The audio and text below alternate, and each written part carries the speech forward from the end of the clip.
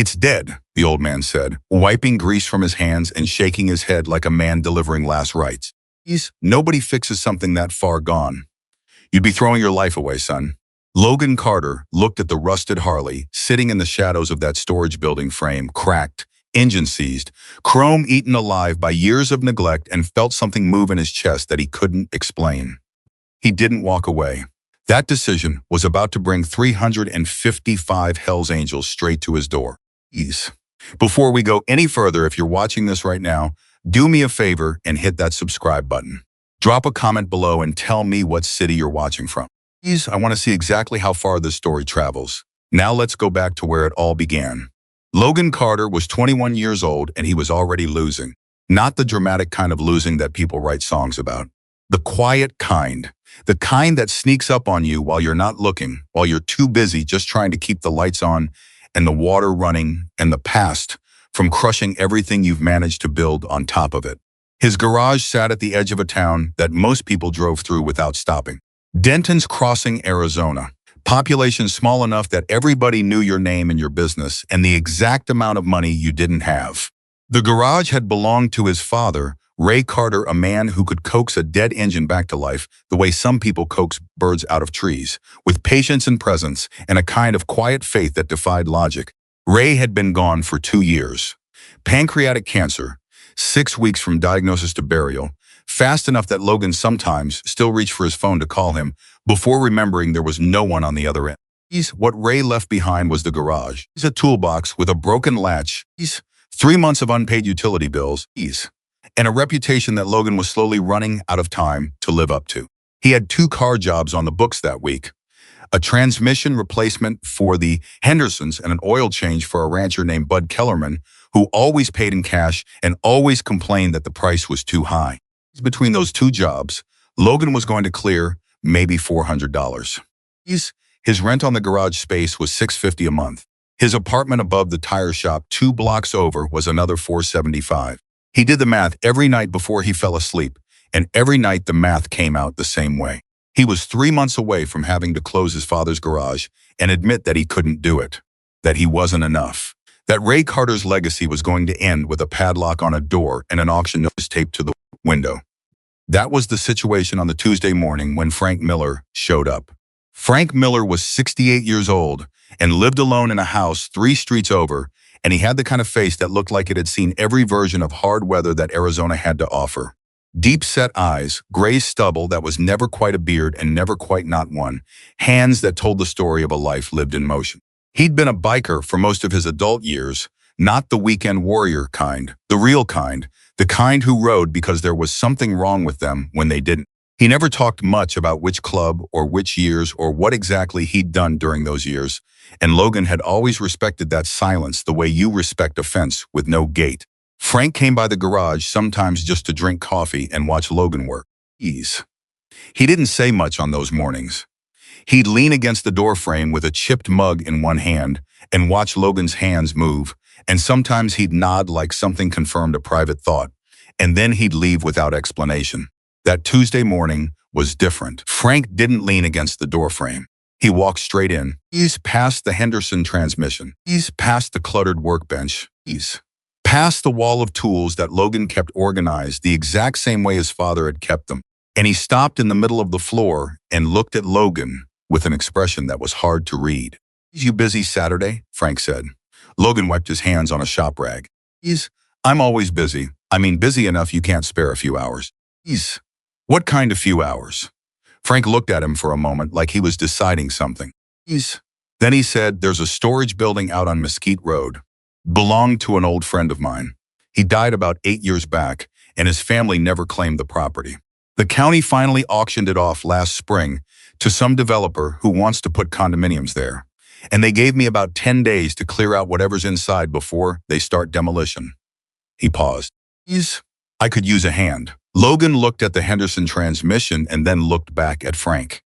"I can do Saturday afternoon," he said. "What's in there?" Frank looked at him with those deep-set eyes and said, very quietly, something that used to mean a lot to some people. He didn't say anything else, and Logan, for reasons he couldn't fully articulate even to himself, didn't push. Saturday came the way. Saturday always came in summer, fast and hot and brutal, before 10 in the morning. Logan drove out to Mesquite Road in his pickup, the air conditioning fighting a losing battle against the heat pouring through the windshield. Ease. Frank was already there when he arrived, standing in front of a metal storage building with a padlock in his hand that he'd already cut. The building smelled like years, like heat and old rubber and metal, and the particular kind of stillness that belongs to places that haven't been disturbed in a long time. Frank pulled the door open and stepped inside, and Logan followed. He saw the motorcycle in the back corner before his eyes had fully adjusted to the dimness. He didn't know right away what he was looking at, because what he was looking at didn't look like much. It looked like a pile of rust and memory and abandonment. A Harley-Davidson, or what had once been a Harley-Davidson, buried under a canvas tarp that had half rotted off one corner, surrounded by some old road signs and a broken floor fan and the kind of accumulated debris that gathers around anything left alone long enough. Logan walked toward it the way you walk toward something that has spoken your name. He pulled the tarp back the rest of the way and stood looking at the motorcycle for a long time. "It's dead," Frank said from behind him. His voice was flat, stating a fact, not offering an opinion. "The frame's damaged. His engine seized up solid. Half the chrome is gone. I checked it over a couple years ago when I still had access to the building. Wasn't anything worth saving then either." Logan crouched down next to the frame. He ran his hand along the metal, feeling the scale of rust under his fingers, the grain of damage that years of neglect had written into the metal. His father had taught him to read machines the way other men read books, not just looking at what was wrong, but listening for what was still there underneath the wrong. "Whose was it?" Logan asked. Frank was quiet for a moment. Then he said, "A man named William Anderson. Everybody called him Hawk." Logan looked up. "He was a member of the Hells Angels," Frank said. "Ran with the Arizona chapter for about 15 years. He was one of the originals out here, the kind of man that a whole group of people organized themselves around without quite realizing they were doing it." Frank paused.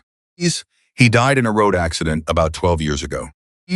Single vehicle. Nobody was ever sure exactly what happened. His bike was recovered and stored here by his family. And then his family kind of fell apart the way families sometimes do after they lose someone like that. And the bike just stayed. Logan stood up slowly. "Nobody came back for it," he said. It wasn't a question. "Nobody came back for it," Frank confirmed. Logan looked at the motorcycle for another long moment. Something was happening inside his chest that he didn't entirely have language for. It wasn't sympathy exactly, and it wasn't ambition. It was something older than either of those things. Something that lived in the same part of him that had stood at his father's graveside and promised, without saying the words out loud, that he would not let Ray Carter's work disappear from the world. "I want to rebuild it," Logan said. Frank looked at him. Really looked at him, the way the old man rarely looked at anyone directly. "Son," Frank said carefully, "I just told you it's dead. My father used to say that the only machines that are truly dead are the ones nobody believes in anymore," Logan said. "This one's been sitting here for 12 years, waiting for somebody to believe in it." Frank opened his mouth and then closed it again. He looked at the rusted Harley and then back at Logan, and then at some point between them that only he could see.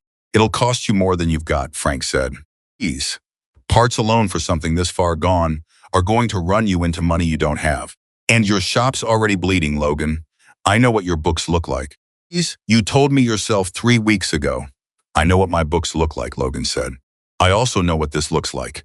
And I know what my father would have done." Another long silence. "Take it then," Frank said finally. His voice had something in it that Logan couldn't quite categorize. Resignation, maybe. Or something that was trying to look like resignation, but was actually something else. "It's mine to give. Hawk's family signed everything over to me before they scattered. I just didn't know what to do with it." He paused. "Take it and do what you think needs doing. But I want you to understand something first." "What?" Logan asked. Frank looked at the motorcycle one more time. And when he spoke, his voice was so quiet that Logan almost didn't catch the words. "Some machines carry memories you don't understand," Frank said. "You start pulling this thing apart, you're going to find things you weren't expecting to find. Things that belong to a life that was bigger than one man." He let that sit for a moment. "I just want you to be prepared for that." Logan nodded slowly. "I understand," he said. He didn't understand, not yet. But he would. The Harley came apart slowly, the way anything old and stubborn comes apart, revealing itself in layers, surrendering one secret at a time.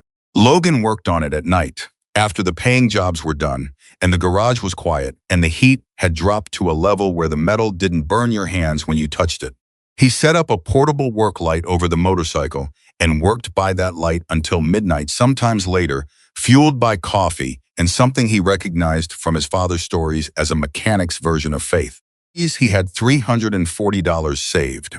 He spent $200 of it on the first round of parts, gaskets and seals, and a replacement carburetor needle, and then spent the next 2 weeks acquiring parts the way a person with no money acquires things, slowly, creatively, with a lot of searching through junkyards and online salvage listings, and the kind of patient negotiation that requires you to not be in a hurry. He sold his television. Then he sold his guitar, which hurt more than he expected, because the guitar had been his father's too. Word got around town, the way word gets around in small towns, that Logan Carter had dragged some dead Hells Angels motorcycle into his garage and lost his mind over it. These people said it with varying degrees of affection and concern. Marvella Hayes, who ran the diner 2 blocks down and had known Ray Carter since before Logan was born, brought him a casserole one evening and stood in the garage doorway, watching him work, and shook her head, the way only women of a certain age and experience can shake their heads, with a combination of disapproval and deep, genuine fondness. Your daddy would have done the exact same thing, she said, which is why your daddy died with $300 in his savings account. He also died knowing he'd never quit on something worth finishing, Logan said without looking up. Marvella was quiet for a moment. Then she set the casserole down on the workbench and said, "You eat that tonight. Don't let it sit." "Yes, ma'am," Logan said. She left. Logan kept working. It was on a Thursday night, 5 weeks into the rebuild, that Logan found what Frank had tried to warn him about.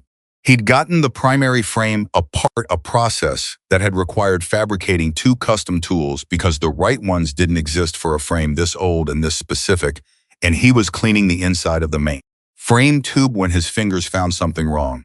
Not rust wrong, not damage wrong, something that wasn't supposed to be there. He got his work light positioned and looked inside the frame tube, and he could see it, a small metal cylinder, about the diameter of a section of pipe, sealed at both ends with rubber caps that had partially degraded over the years, but were still holding. It took him the better part of an hour to get it out without damaging it. He sat on his workbench stool and turned the cylinder over in his hands. It was heavier than it looked. There was a seam around the middle where the 2 halves screwed together, and after a moment he unscrewed them, slowly and carefully, and looked at what was inside. 3 things. The first was a ring, old gold, heavy, engraved on the interior with words. Logan had to squint to read in the work light, "Forever in motion, never alone."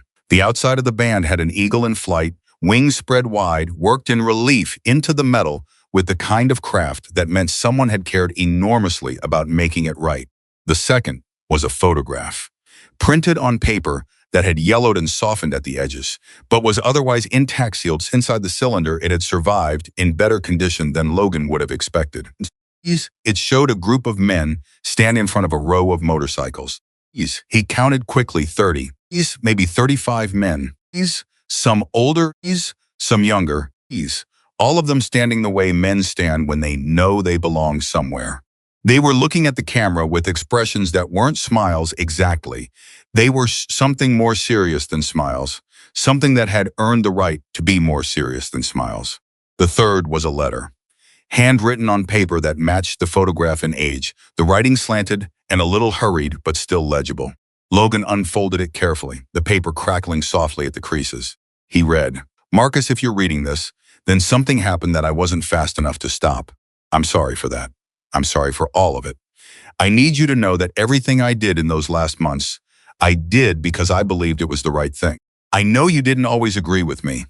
I know we fought about it more than once, and I know I said things I shouldn't have said. But I want you to know that none of that changed what you meant to me, what all of you meant to me. I've been carrying something I never told anyone. There's a man in Flagstaff, I'll write his name at the bottom, who has information that affects the chapter. Not rumors. Real information. I was building a case before everything went sideways, and what I found is in a place where it won't be touched unless the right person goes looking for it. You'll know what to do with it when you find it. Take care of the younger ones. Especially Darnell. He's better than he knows. The ring in here was my grandfather. It's supposed to go to whoever the chapter decides deserves it next. That was always the tradition before we let the tradition slide. I'm trusting you to bring it back.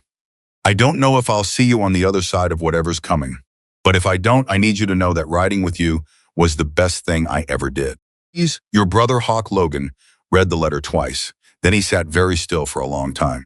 He was 21 years old and alone in a garage in a town that most people drove through without stopping.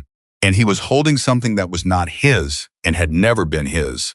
Something that belonged to a world he had never been part of, and a grief that was not his grief. He thought about Frank's words. Some machines carry memories you don't understand. He thought about his father, who had spent his whole life restoring things that other people had given up on. He thought about a man named Hawk, who had hidden these things inside a motorcycle frame because he believed at the end that the motorcycle would survive him, that it would find its way back to the people it belonged to. He folded the letter carefully. He set the ring and the photograph beside it on the workbench. He sat with them in the work light for a long time, alone with the weight of something he hadn't been looking for. Then he picked up the ring and held it up to the light and read the inscription again. He's forever in motion, never alone. He's.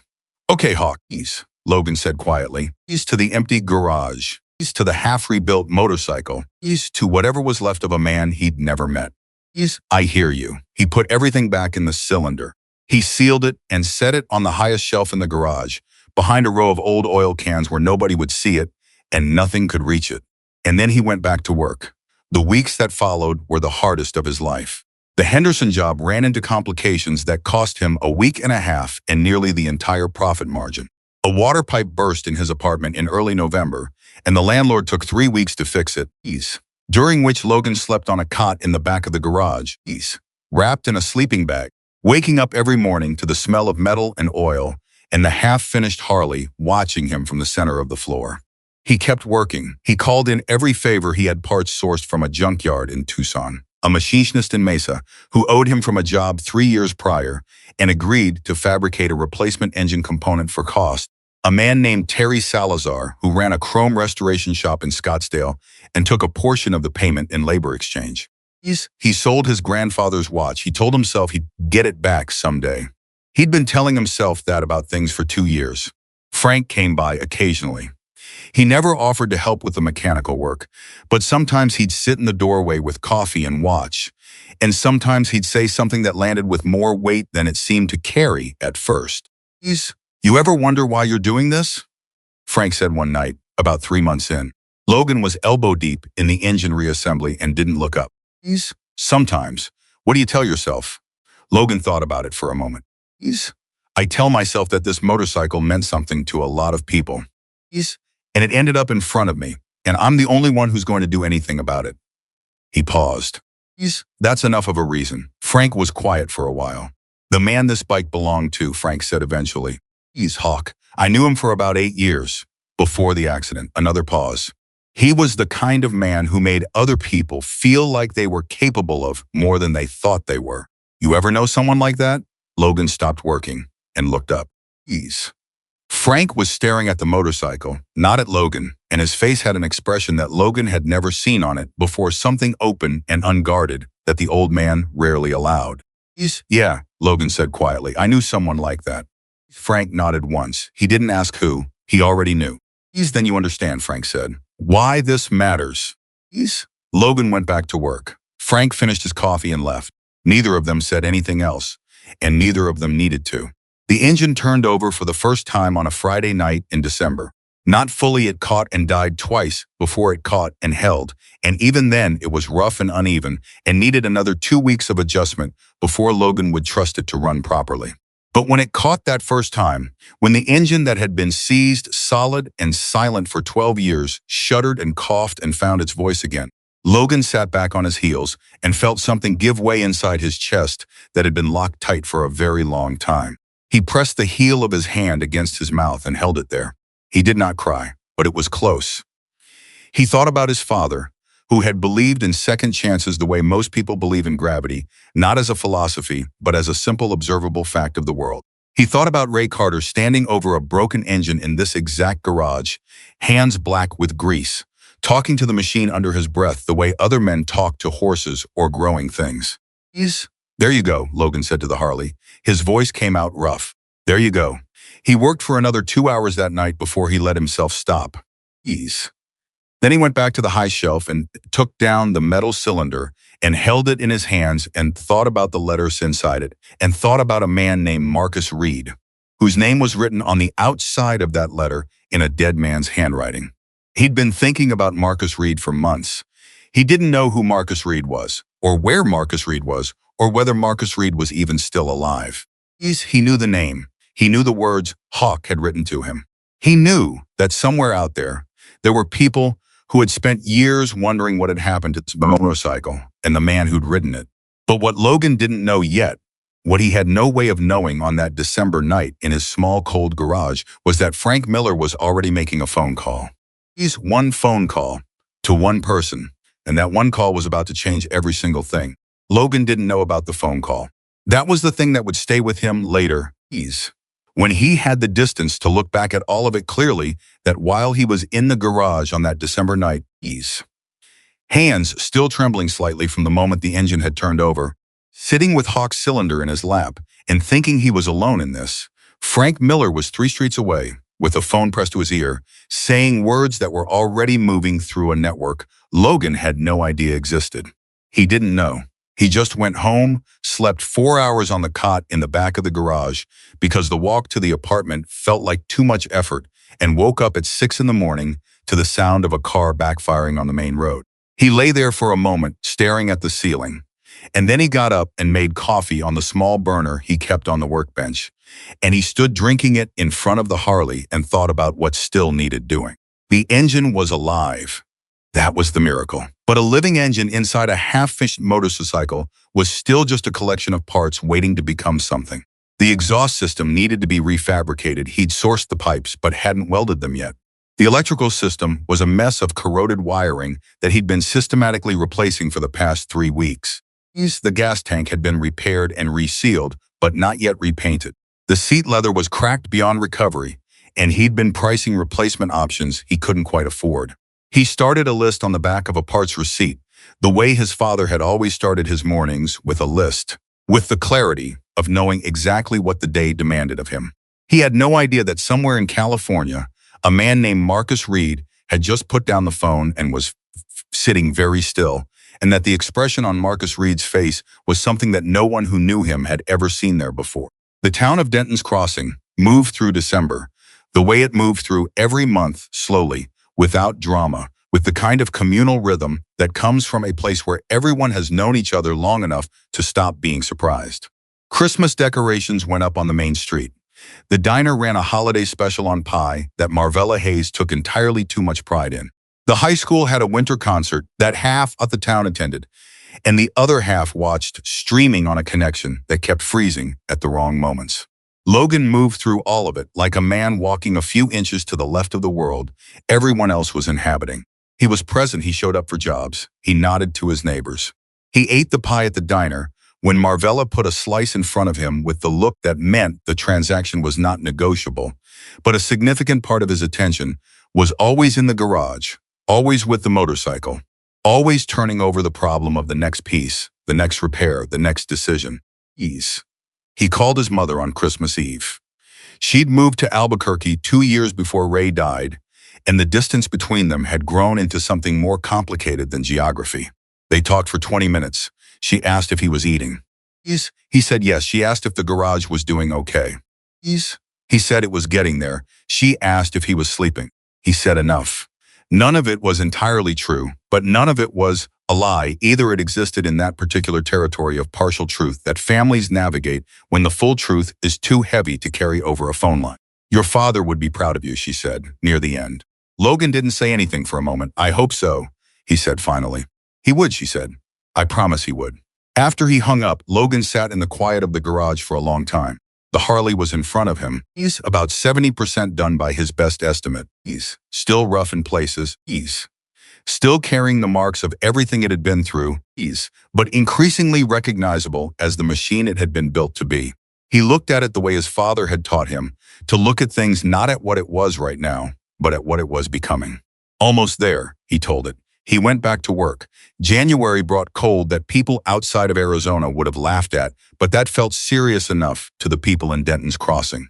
It also brought the kind of bills that January always brings: final notices that had been patient through the holidays and were now done being patient, invoices that had quietly doubled while he wasn't paying attention, the particular financial reckoning that self-employed people who have been spending money they don't quite have tend to encounter in the first weeks of the new year. Logan spread the papers on his workbench one morning and looked at them with the same methodical focus he brought to a damaged engine.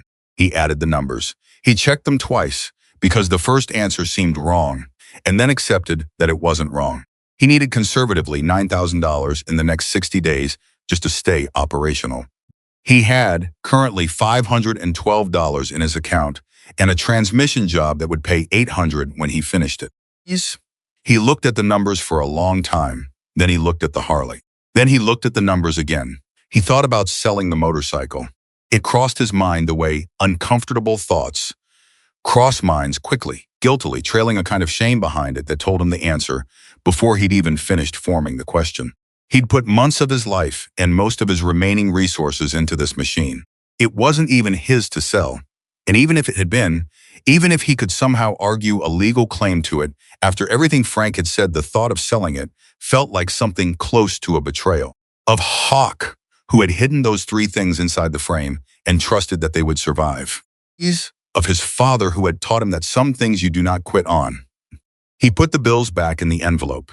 He called 2 clients he'd been putting off calling and scheduled jobs he'd been putting off scheduling. He called the supply company and negotiated a 60-day extension on an overdue invoice. He called his landlord on the apartment and left a message that he'd be late on February's rent and was sorry about it. Then he went back to the Harley, because the Harley was something he could actually fix. Frank came by that afternoon. He had 2 coffees from the diner in a paper carrier, which was unusual. Frank rarely brought food or drink, as though maintaining the fiction that these visits were casual drop-ins required keeping them low on effort. The 2 coffees suggested something different. The 2 coffees suggested that Frank had something on his mind. How's it coming? Frank said, handing Logan a cup without being asked. Electrical system's done, Logan said. Exhaust is welded. Tank needs paint, seat needs leather, and then there's a list of smaller things. He sipped the coffee. Maybe 3 weeks, if I can keep the paying work from eating all my time. Frank nodded.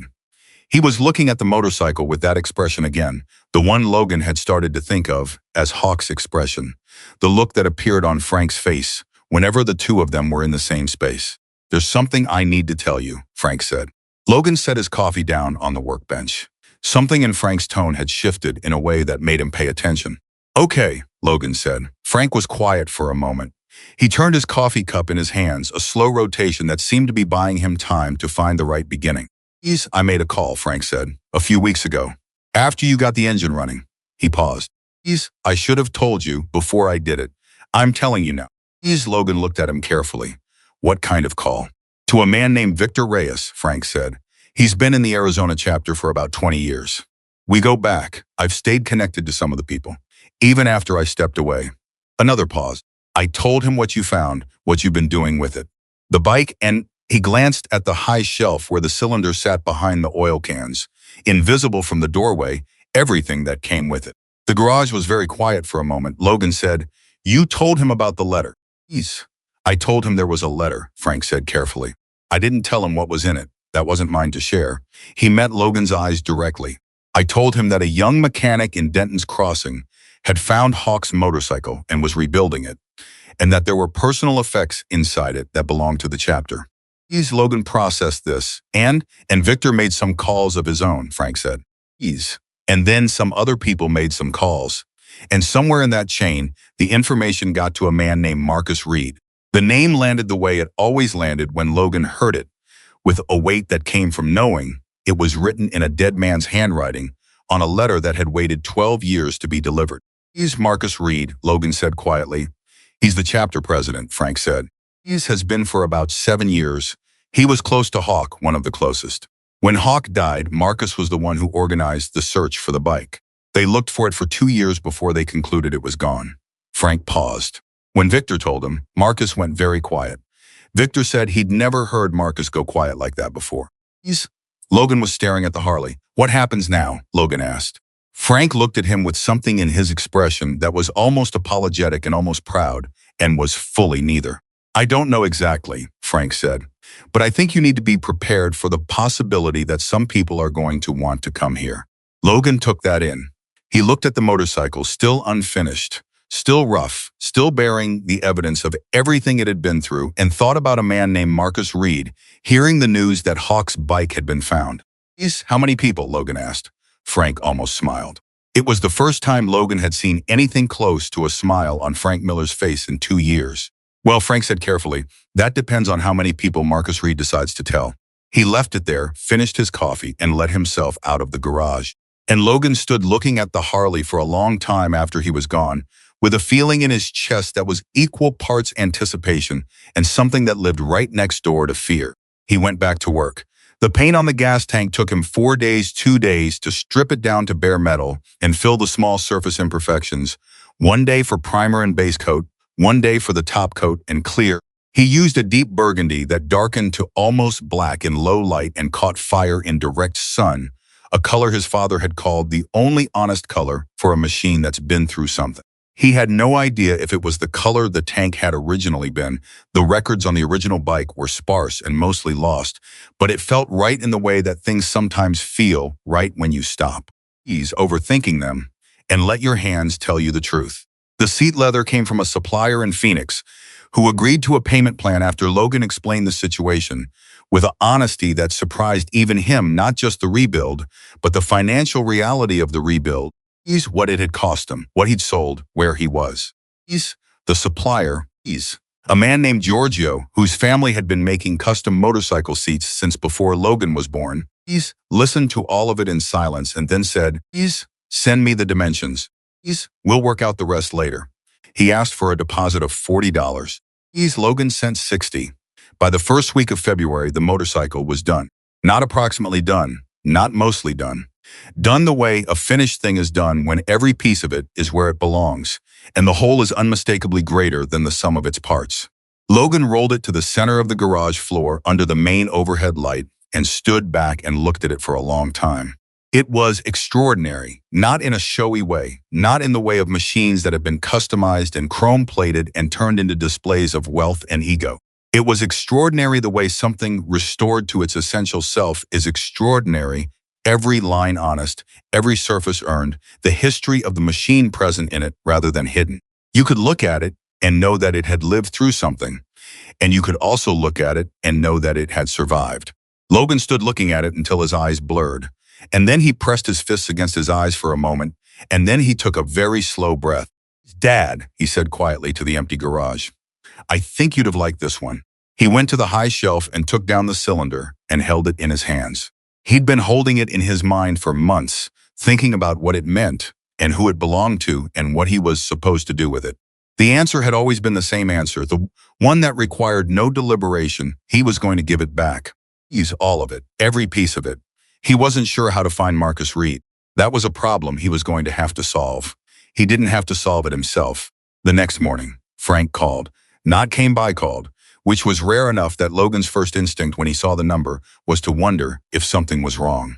You finished? Frank asked when Logan picked up. Last night, Logan said. A pause on the other end. Good, Frank said, because I got a call this morning from Victor Reyes. Another pause, longer this time. He says Marcus Reed wants to come. Logan's stomach did something complicated. Come here, Logan said, to the garage. To the garage, Frank confirmed. He wants to see the bike, and he wants to meet you. Frank's voice was measured, deliberate, the voice of a man who was managing his own reaction to something. He also asked me to tell you something. What? He said to tell you that the chapter knows what you did, Frank said. All of it. The months of work, the money you spent, the things you found and kept safe. A pause. He wanted you to know that they know. Before they come. Logan stood in the middle of his garage with the phone against his ear and the finished Harley 5 feet in front of him and thought about a letter that had waited 12 years in a metal cylinder inside of his motorcycle frame, waiting for the right person to find it. When? Logan asked. He's asking for 2 weeks, Frank said. He says he needs to make arrangements. Logan thought about the word arrangements. It was the kind of word that could mean a lot of things. A person making travel plans made arrangements. A person who needed to coordinate with a significant number of other people also made arrangements. How many people is he bringing? Logan asked. Frank was quiet for a moment in a way that felt specific, the silence of someone choosing their words. He didn't say exactly, Frank said. Frank. He didn't say a number, Logan. But you have a sense. Another pause. Victor used the word everyone, Frank said finally. He said Marcus wants to bring everyone. The words sat in the air between them. Everyone. Logan looked at his small garage with its cracked concrete floor and its organized tool walls and the single overhead light and the finished Harley standing in the center of it all, and tried to understand what everyone meant in the context of a Hell's Angels chapter. Okay, he said, his voice came out steadier than he felt. 2 weeks, Frank confirmed. He paused one more time. Logan. Yeah, what you did, Frank said slowly, and I'm not talking about the mechanical work. What you did with the things you found. He stopped. Seemed to be looking for the right words in a vocabulary that wasn't built for this particular moment. Hawk would have wanted it to be someone like you. The line went quiet. Logan didn't say anything for a moment. He stood looking at the motorcycle. Tell Victor I'll be here, he said. Ease. He hung up and put the phone in his pocket and stood for a long time in the quiet of the garage, alone with the finished Harley and the cylinder on the shelf, and the knowledge that in 2 weeks, something was coming toward him that he could not fully anticipate or prepare for. He thought about his father. He thought about a man named Hawk who had ridden for 15 years with a group of men who called each other brothers and had meant it. He thought about a letter that said, I need you to know that riding with you was the best thing I ever did. He thought about the ring, inscribed with the words that he had read so many times now that they lived inside him without effort. He's forever in motion, never alone. The 2 weeks passed the way time passes when you are simultaneously dreading and anticipating the end of it both too fast and too slowly, the days bleeding together and yet each one landing with its own specific weight. Logan kept working. He detailed the Harley, going over every surface with the attention of someone who understood that the people coming to see it would know exactly what they were looking at. He adjusted the engine, tuning twice more, taking it out for short test runs on the quiet roads outside of town before dawn. Feeling the machine under him with the particular alertness of a mechanic and the particular reverence of someone who understood what this specific machine had meant to a specific man. It ran beautifully, not perfectly. There is no perfectly in a machine this old and this honestly restored, but beautifully. With personality. With the kind of character that only comes from a machine that has been through something and survived it. On the 5th day, Marvella Hayes stopped by the garage and stood looking at the finished Harley with an expression that cycled through several things before landing on something that looked like wonder. Lord, she said. Yeah, Logan agreed. Your daddy built things like this, she said. Not motorcycles, but things like this. She looked at Logan. He used to say you could tell everything about a mechanic by looking at what they restored. The way a man writes tells you about his mind. The way a man restores something tells you about his soul. Logan didn't say anything. He was talking about you, Marvella said. When he said that, even then, when you were just a teenager, he was talking about you. She looked at the motorcycle one more time and then turned toward the door. You feeding yourself? Yes, ma'am. I'll bring dinner Thursday. She left. Logan looked at the motorcycle. He thought about his father's hands on a broken engine, patient and certain. He thought about the way Ray Carter had talked to machines under his breath, as though they were listening, as though they appreciated being spoken to with respect. He thought about what it meant to restore something that had been given up on. On the 12th day, Frank came by in the evening. He sat in the doorway in his usual position and drank coffee and looked at the Harley for a long time without speaking. Logan worked beside him, going over a small adjustment on the throttle cable that didn't strictly need adjusting but gave his hands something to do. You nervous? Frank asked eventually. Logan considered the question honestly. I don't know what I am, he said. I've been in this garage with this motorcycle for so long that the idea of it being somewhere else, belonging to someone else again, I know that's the right thing. I know that's the whole point. But it feels, he stopped searching. Like letting something go, Frank said. Logan said. Like that. Frank was quiet for a moment. You know the interesting thing about men like Marcus Reed, he said. Men who've spent their whole lives as part of something larger than themselves. Something built on loyalty and obligation and showing up for each other no matter what. Men like that have a very particular sense for who deserves respect. It's not about credentials or status or what you've accomplished. It's about what you're made of. He paused. They're going to look at you, Logan. Really look at you. And what they're going to see is a young man who found something that wasn't his and put months of his life and his last dollar into making it right. Not because he was going to get anything for it. Not because anyone was watching, but because it was the right thing to do. Logan kept his eyes on the throttle cable. That's not nothing, Frank said. In their world, that's not nothing at all. Ease. On the 14th day, Logan woke up at 5 in the morning with the particular alertness of a person whose body knows something significant is coming before their conscious mind has had time to confirm it. He lay on the cot in the back of the garage. He'd been sleeping there all week, not wanting to be away from the motorcycle, which he recognized was irrational, and did not entirely care, and stared at the ceiling and listened to the early morning quiet of Denton's Crossing. He got up, made coffee, stood in front of the Harley in the gray pre-dawn light. He took the cylinder down from the shelf and set it on the workbench beside the motorcycle. He thought about everything he was going to say when Marcus Reed arrived. He ran through versions of it in his head, explanations and accountings and the careful words he'd chosen to convey what he'd found and how he'd handled it and why. He thought about handing over the cylinder with the ring and the photograph and the letter, and what Marcus Reed's face might look like when he opened it. He thought about his father. He thought about Hawk. He thought about the words at the end of the letter, the words that had stayed with him longest out of everything. Riding with you was the best thing I ever did. Logan stood in the quiet garage with his coffee going cold in his hand, and he didn't know that in a few hours he was going to hear something in the distance that would change the texture of every plan he'd made and every word he'd prepared and every careful, reasonable expectation he'd built about what today was going to look like. He didn't know that what was coming wasn't one man. He didn't know that the word everyone, the word Victor Reyes had used on the phone to Frank, meant something specific and overwhelming and beyond anything Logan Carter's imagination had prepared him for. He stood in the quiet. He waited. And then, in the distance so faint at first that he thought he was imagining it, thought it was the sound of his own heartbeat, or the blood moving in his ears, or some auditory trick of a mind that had been under sustained pressure for too long, he heard something. A rumble, low and distant and growing, not thunder. The sky outside was clear and cold and blue, not construction. Nothing in Denton's Crossing was being built, something else, something that was getting louder. Logan set his coffee down on the workbench. He walked to the garage door. He pushed it up and stepped outside into the cold morning air and stood listening.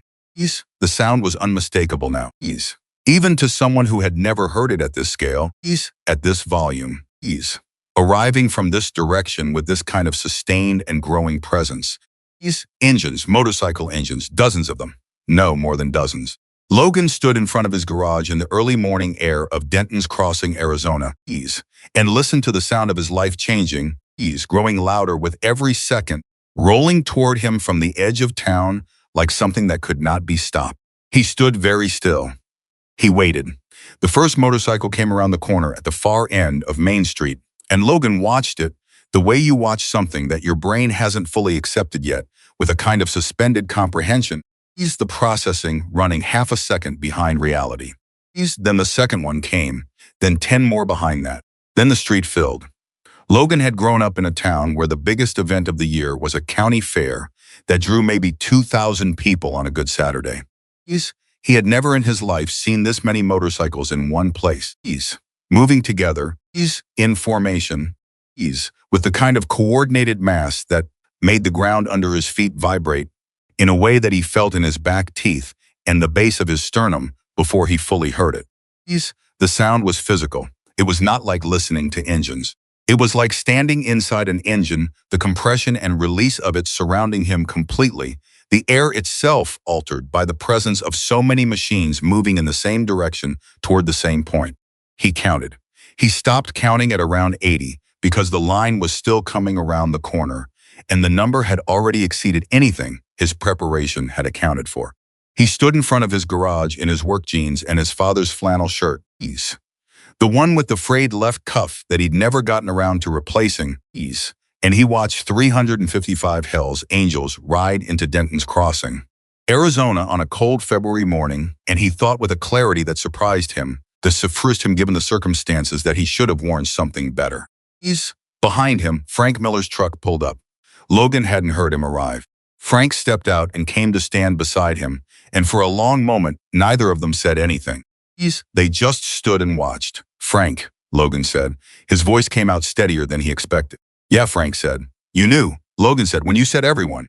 "You knew what that meant." Frank was quiet for a moment. "I suspected. That's not the same as telling me." "No," Frank said, "it's not." He paused. "Would it have changed anything?" Logan thought about it. The motorcycles were filling the street in front of the garage now, pulling to the sides in orderly rows.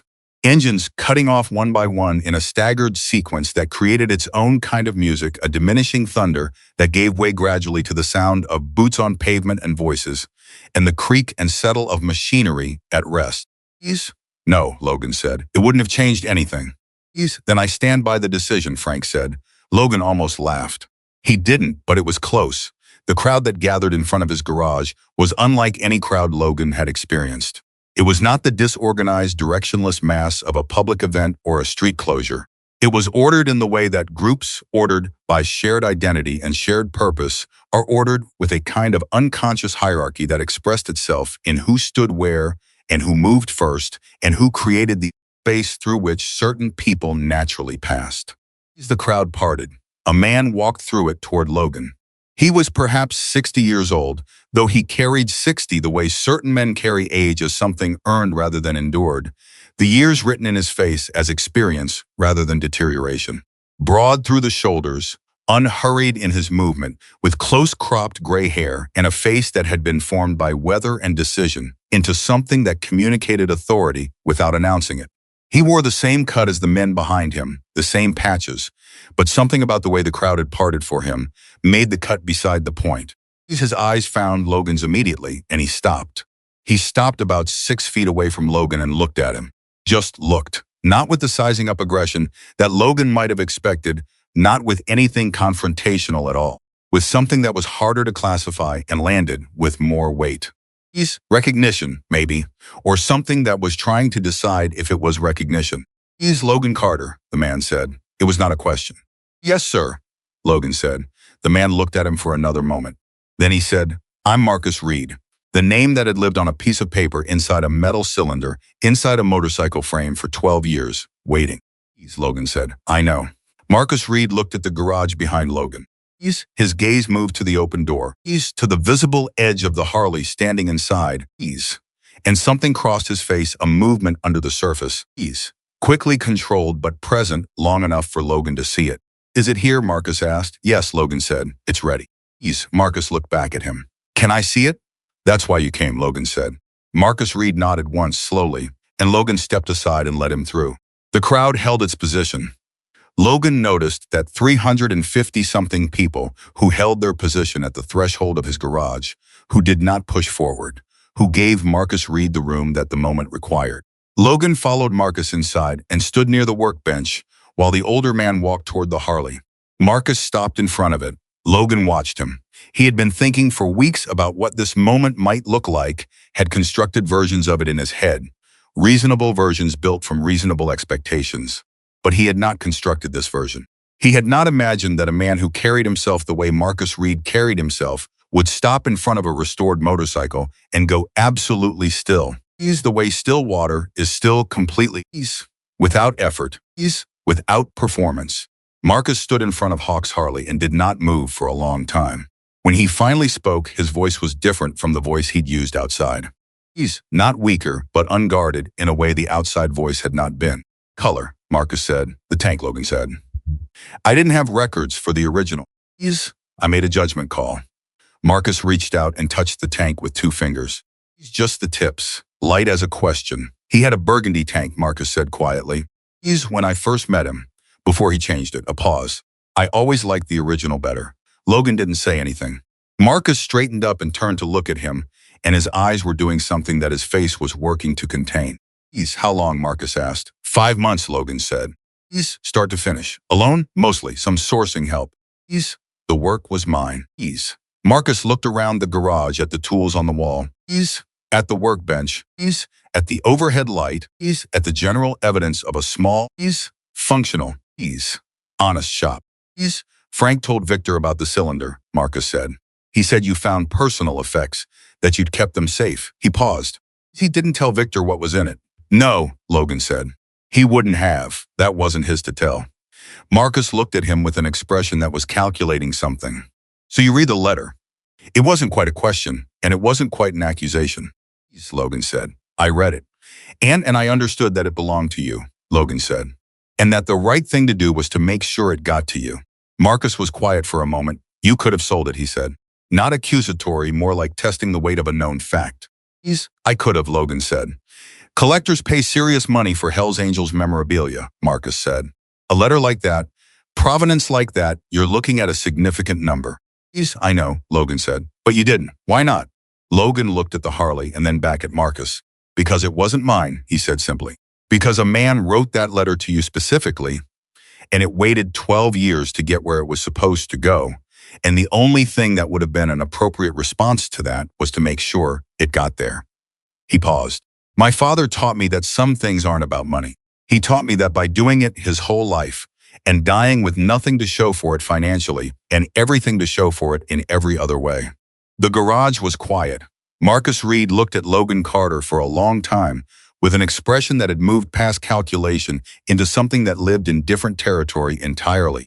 Get it, Marcus said quietly, not a command or request. Logan went to the high shelf and brought down the cylinder. He set it on the workbench in front of Marcus. Marcus looked at it.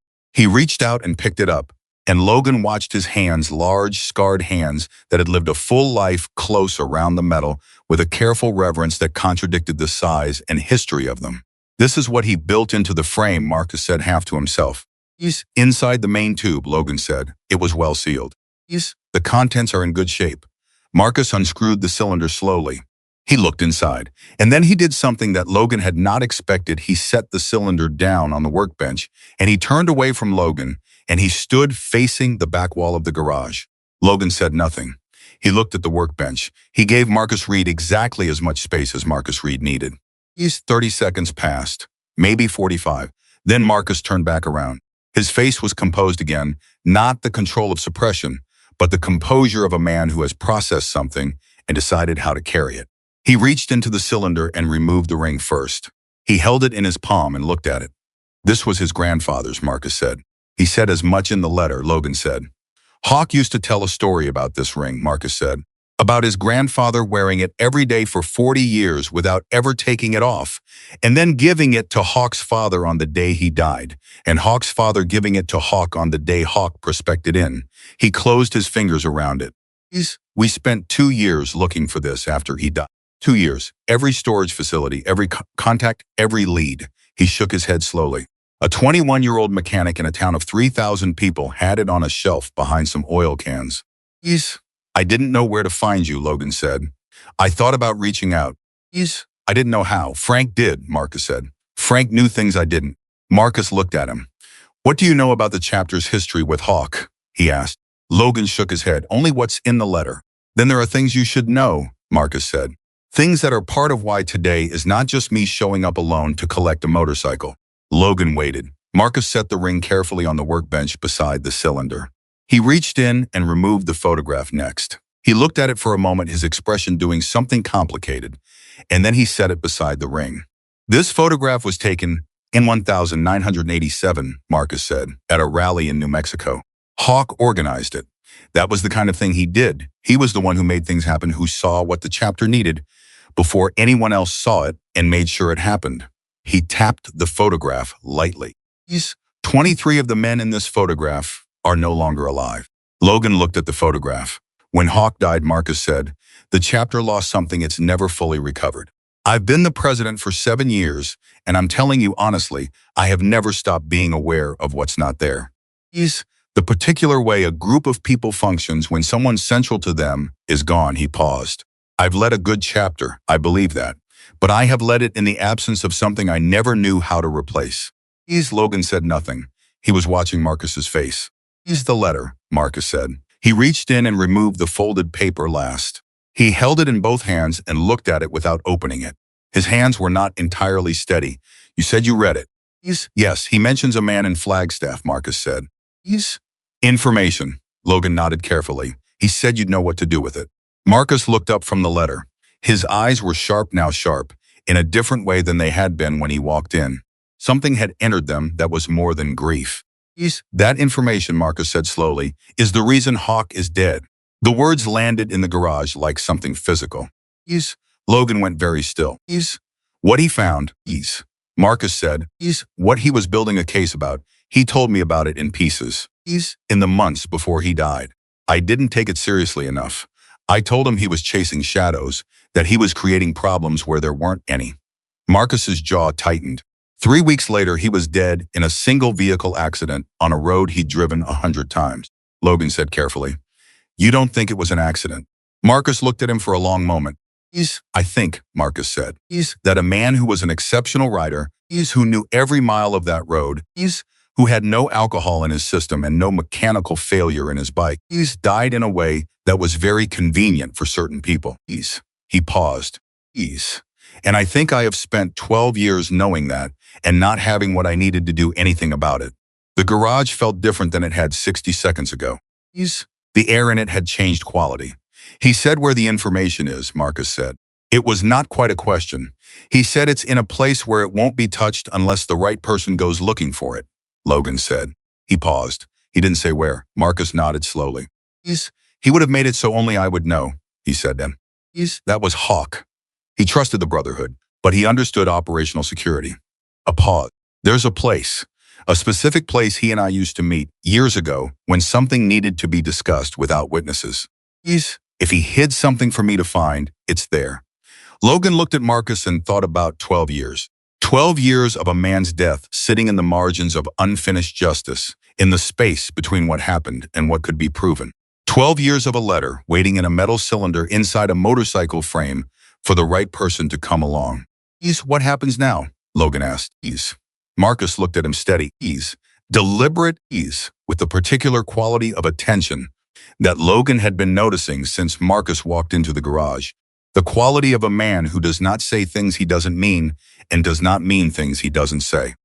Now, Marcus said, I want to talk to you outside. They walked out of the garage together.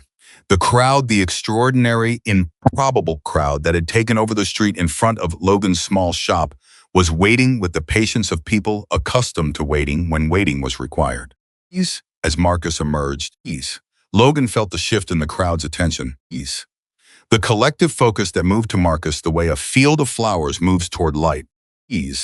And he understood something in that moment about what it meant to be the center of something that large and what kind of person it took to carry that without being crushed by it.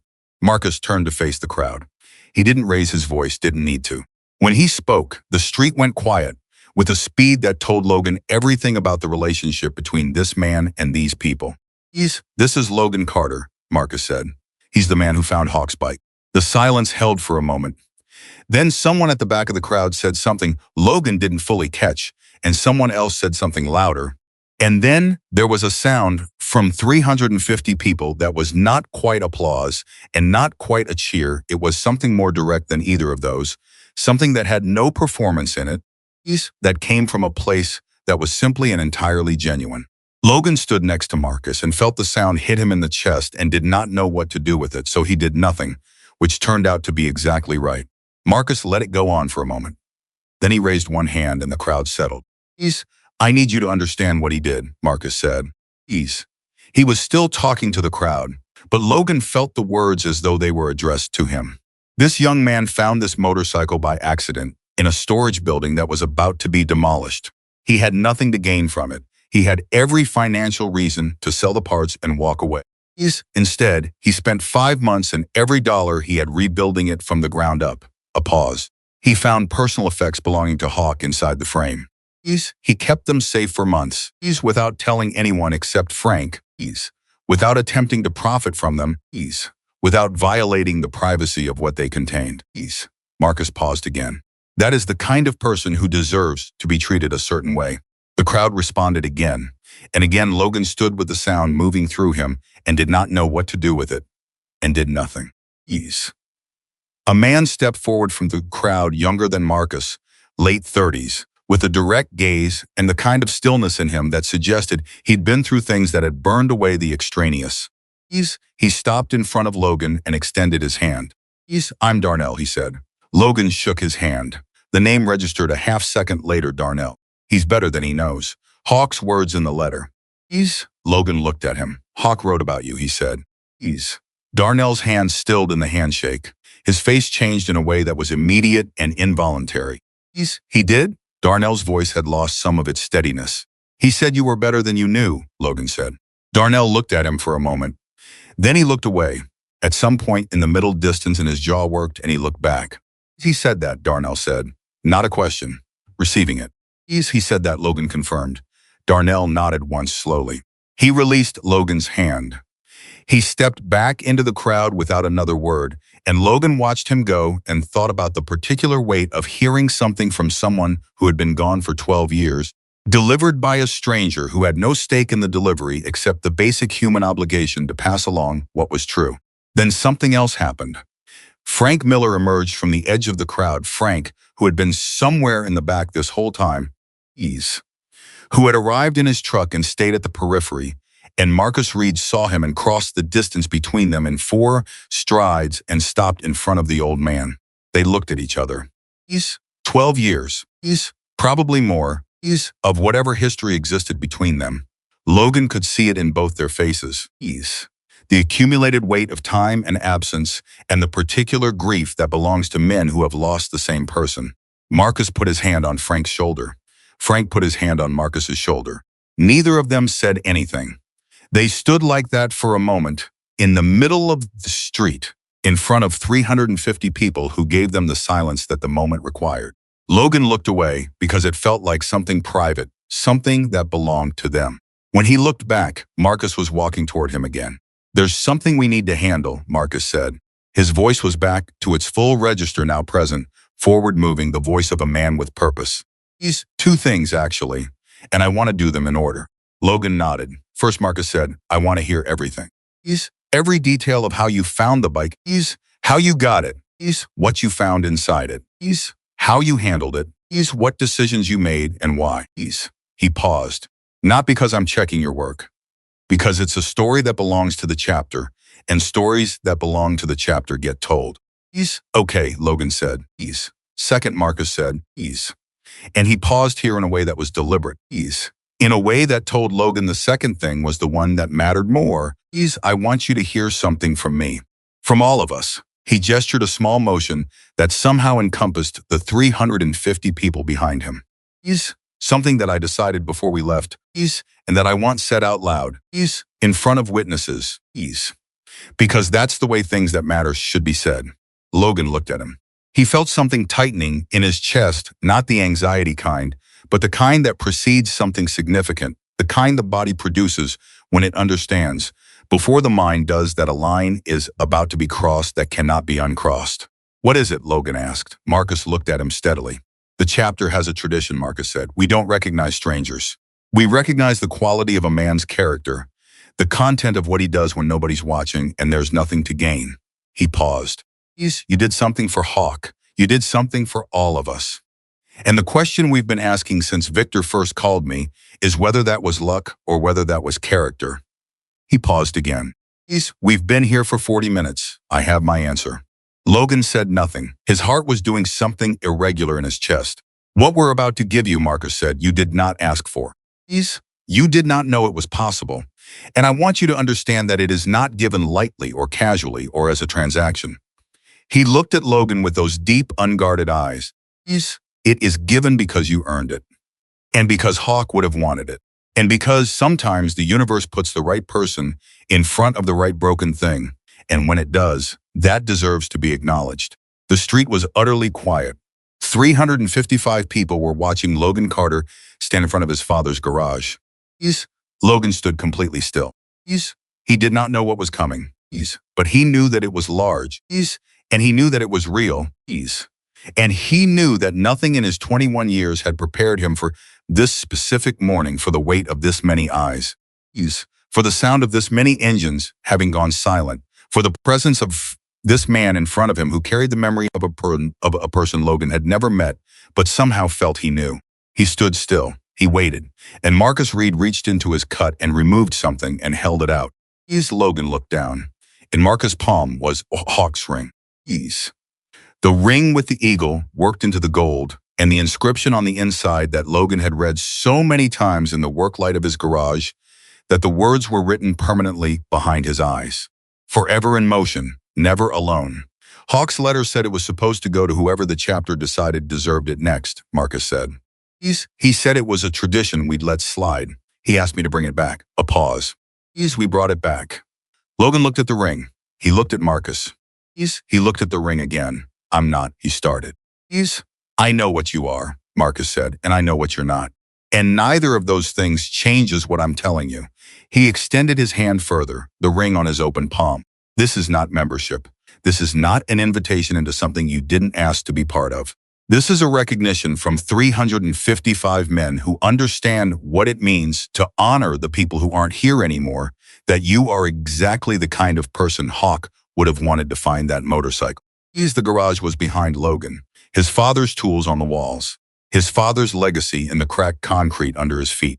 As he reached out and took the ring, the crowd made a sound. Not loud, not performative. A sound that came from the chest, the involuntary sound that a group of people makes when something has happened that is simply and precisely right.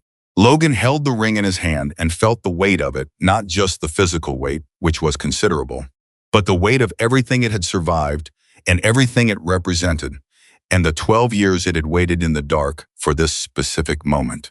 He did not put it on. Not yet. He held it in his fist and stood in front of his father's garage and felt the press of it against his palm. Marcus was watching him with an expression that was the closest thing to peace that Logan had seen on the man's face since he arrived. There's more, Marcus said quietly. We have more to talk about. A lot more. A pause. But first, I think your town needs to know why we're here. I think some of these people who came out of their houses to watch deserve to know what kind of man they've been living next to. Logan looked at him. What do you have in mind? Logan asked. Marcus Reed looked at the street full of his people, and then looked back at the young mechanic in the frayed flannel shirt with the ring clenched in his fist. And the look on Marcus's face was something that Logan would carry with him for the rest of his life, something between a smile and a resolution. The expression of a man who has been carrying a weight for 12 years and has just found the place he was always supposed to set it down. I think Marcus said that we ride. They rode. Not far, 3 miles out to the highway and back through the main stretch of Denton's Crossing, but it didn't matter how far. What mattered was the sound and the weight and the meaning of it. 355 motorcycles moving through a town that had never seen anything like it and would never forget that it had. Logan rode Hawk's Harley. Marcus had been the one to suggest it. He'd said it simply, no ceremony of the words. You built it. You should be the one to take it out first. And before Logan could form a reasonable objection, and he had several, starting with the fact that this was not his motorcycle, and ending with the fact that he was 21 years old and had never ridden in a formation of more than 3 bikes in his life, Marcus was already turning back toward. The crowd and the moment for objection had passed. So Logan had rolled the Harley out of the garage, and he had swung his leg over it, and he had felt the machine settle under his weight with the particular solidity of something that was exactly what it was supposed to be, and he had started the engine. The sound of that single engine firing, in the momentary gap between the crowd's noise and the collective response, was something that moved through Logan's body and stayed there. It was Hawk's engine. It was the engine he had rebuilt with his own hands, piece by piece. In the dark of a February night, with a work light and a cup of cold coffee, and the particular faith that his father had given him. It sounded like history and like the future at the same time. Marcus had put his hand briefly on Logan's shoulder, just a touch, brief and deliberate, the kind of contact that means something specific between men who don't make it casually, and then he'd walk back to his own bike, and the formation had assembled itself around Logan with the practiced ease of people who had done this 10,000 times. The ride lasted 20 minutes. 20 minutes during which every person in Denton's Crossing who was not already standing on the street came outside to watch. Marvella Hayes stood in front of the diner with her hands clasped in front of her, and her face doing things that she would later describe, inaccurately, as just being happy for the boy. Frank Miller stood alone at the corner of his usual street and watched with an expression that Logan, passing him at 30 miles an hour, caught only a glimpse of, but a glimpse was enough. Frank's face had the look of a man watching something he had quietly hoped for and had not allowed himself to believe in. When the formation came back and the engines cut and the street filled with people again, something had changed in the quality of the gathering. The formality of the early morning had given way to something looser and more human. Men who had ridden in silence were talking now. The town's residents, who had maintained a cautious perimeter in the first hour, had begun to move into the spaces between the motorcycles with the tentative curiosity of people who have been told something is safe and are just beginning to believe it. Logan dismounted Hawk's Harley for the last time and stood beside it for a moment with his hand on the tank. And he said goodbye to it the way you say goodbye to something that has taken up residence inside you, not with words, but with a long look and a deliberate last touch, and the acknowledgement that the shape it leaves behind will always be there. Then Marcus was beside him again. "Walk with me," Marcus said. They moved away from the main crowd to the side of the garage where the noise dropped and the air was quieter, and Marcus stopped and turned to face Logan directly. "I want to talk to you about the garage," Marcus said. Logan looked at him. "What about it?" "Frank told Victor about your financial situation," Marcus said. "Victor told me." Logan felt something tighten in his chest, not quite embarrassment, not quite pride, but the complicated feeling that lives between them when a person who has been struggling privately learns that the struggle has become known. "He shouldn't have," Logan started. "He was right to," Marcus said, simply and without apology.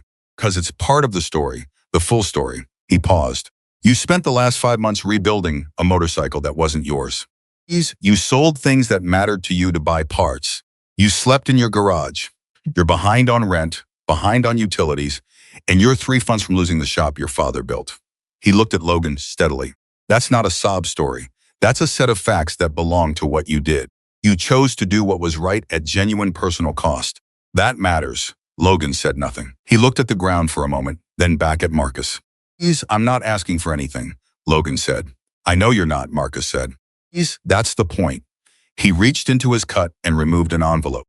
Thick. He held it out. "The chapter took a collection before we wrote out. Every man who came today contributed. This isn't from me, it's from all of them." Logan looked at the envelope. He didn't take it immediately. "Marcus, before you say no," Marcus said, "I need you to hear something." Logan waited. "When a brother does something for the chapter," Marcus said, "when a brother does something that honors who we are and what we stand for, the chapter responds. That's not charity. That's not pity. That's the fundamental transaction of brotherhood, which is that you are not alone in what you carry." He paused. "You are not a member of this chapter. You may never be. That's not what I'm talking about. I'm talking about something that exists before membership and beyond it, the basic human recognition that a person who acts with integrity deserves to have that integrity returned." He held the envelope steady. "Take it." Logan looked at the envelope for a long moment. He thought about his father, who had died with $300 in his savings account and a garage full of repaired things and a reputation that was worth more than any number Logan could assign to it. He thought about the guitar he'd sold and the watch and the television and the $40 he'd paid Giorgio for the seat leather and the $60 he'd sent instead. He thought about sleeping on a cot in February with the cold coming through the garage walls and the Harley in front of him and the faith that the thing he was doing was the right thing to do. He took the envelope. "Thank you," he said. His voice came out rough and he didn't try to smooth it. Marcus nodded. He wasn't smiling. It wasn't that kind of moment. It was a serious moment, and Marcus held it seriously, which Logan was grateful for. "Open it later," Marcus said, "when you're alone." Logan put the envelope in the inside pocket of his flannel shirt, next to his chest, and felt its weight there. "There's something else," Marcus said. Logan looked at him. Marcus pulled out his phone, opened something, turned the screen toward Logan. On the screen was a photograph, a storage unit, concrete block walls, and in the center of the frame, a wooden crate that had clearly been there a long time. "Hawk's hiding place," Marcus said.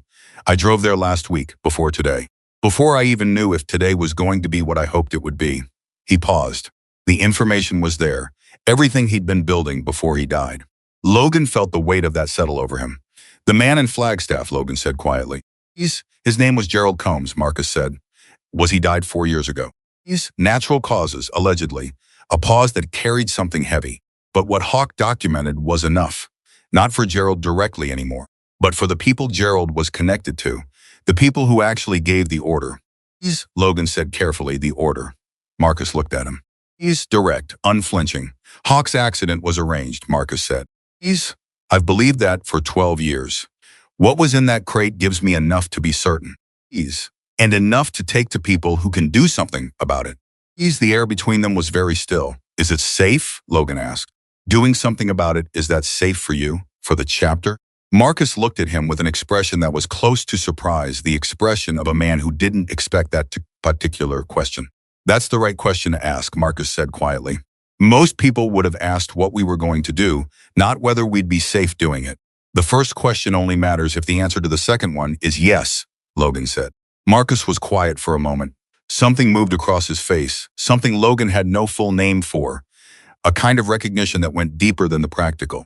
You sound like him, Marcus said. Hawk. He always led with the people in the room before he led with the mission. A pause. Yes, it's manageable. The people we're taking this to are people we trust. This isn't going to be done in a way that puts anyone in danger. He paused again. But it needed to be done. It's needed to be done for 12 years, and the only thing standing between needing and doing was a metal cylinder inside a motorcycle frame. Logan thought about that, and a mechanic who decided to open the frame, Logan said. And a mechanic who decided to open the frame, Marcus agreed. They stood together in the quiet at the side of the garage, with the noise of the crowd around the corner and the cold February air between them. And Logan thought about a chain of decisions, Frank Miller making a call, Victor Reyes passing a message, Marcus Reed going still for a moment in a way his people had never seen. A storage unit in Flagstaff. A wooden crate. 12 years of unfinished justice about to become finished. All of it traceable back to a Tuesday morning when an old man showed up at a garage and asked a young mechanic if he was busy Saturday. What happens to the Harley? Logan asked. It comes home with us, Marcus said. It'll be displayed at the chapter, in a place where every person who walks through the door can see it. He paused. With a plate on it that says who rebuilt it. Logan nodded slowly. He was okay with that. More than okay, Actually, there was a rightness to it that he felt in his chest. The same rightness he'd felt when the engine turned over for the first time. The same rightness that lived in things being where they were supposed to be. Marcus, Logan said. Yeah, the letter. Logan paused. He said you didn't always agree with him, that you fought about it. He wanted you to know it didn't change what you meant to him. Marcus was quiet for a moment, a long moment. I know, Marcus said finally. His voice had gone somewhere interior. I know he felt that way. He stopped, pressed his lips together, started again. The last time I talked to him, we argued about the Flagstaff situation, about whether he was in over his head, about whether he was being reckless. I said things that were true and said them in a way that was unkind. A pause. And then 3 weeks later, he was gone, and those were the last words between us. Logan held the silence. He knew, Logan said. He wrote you a letter so you would know.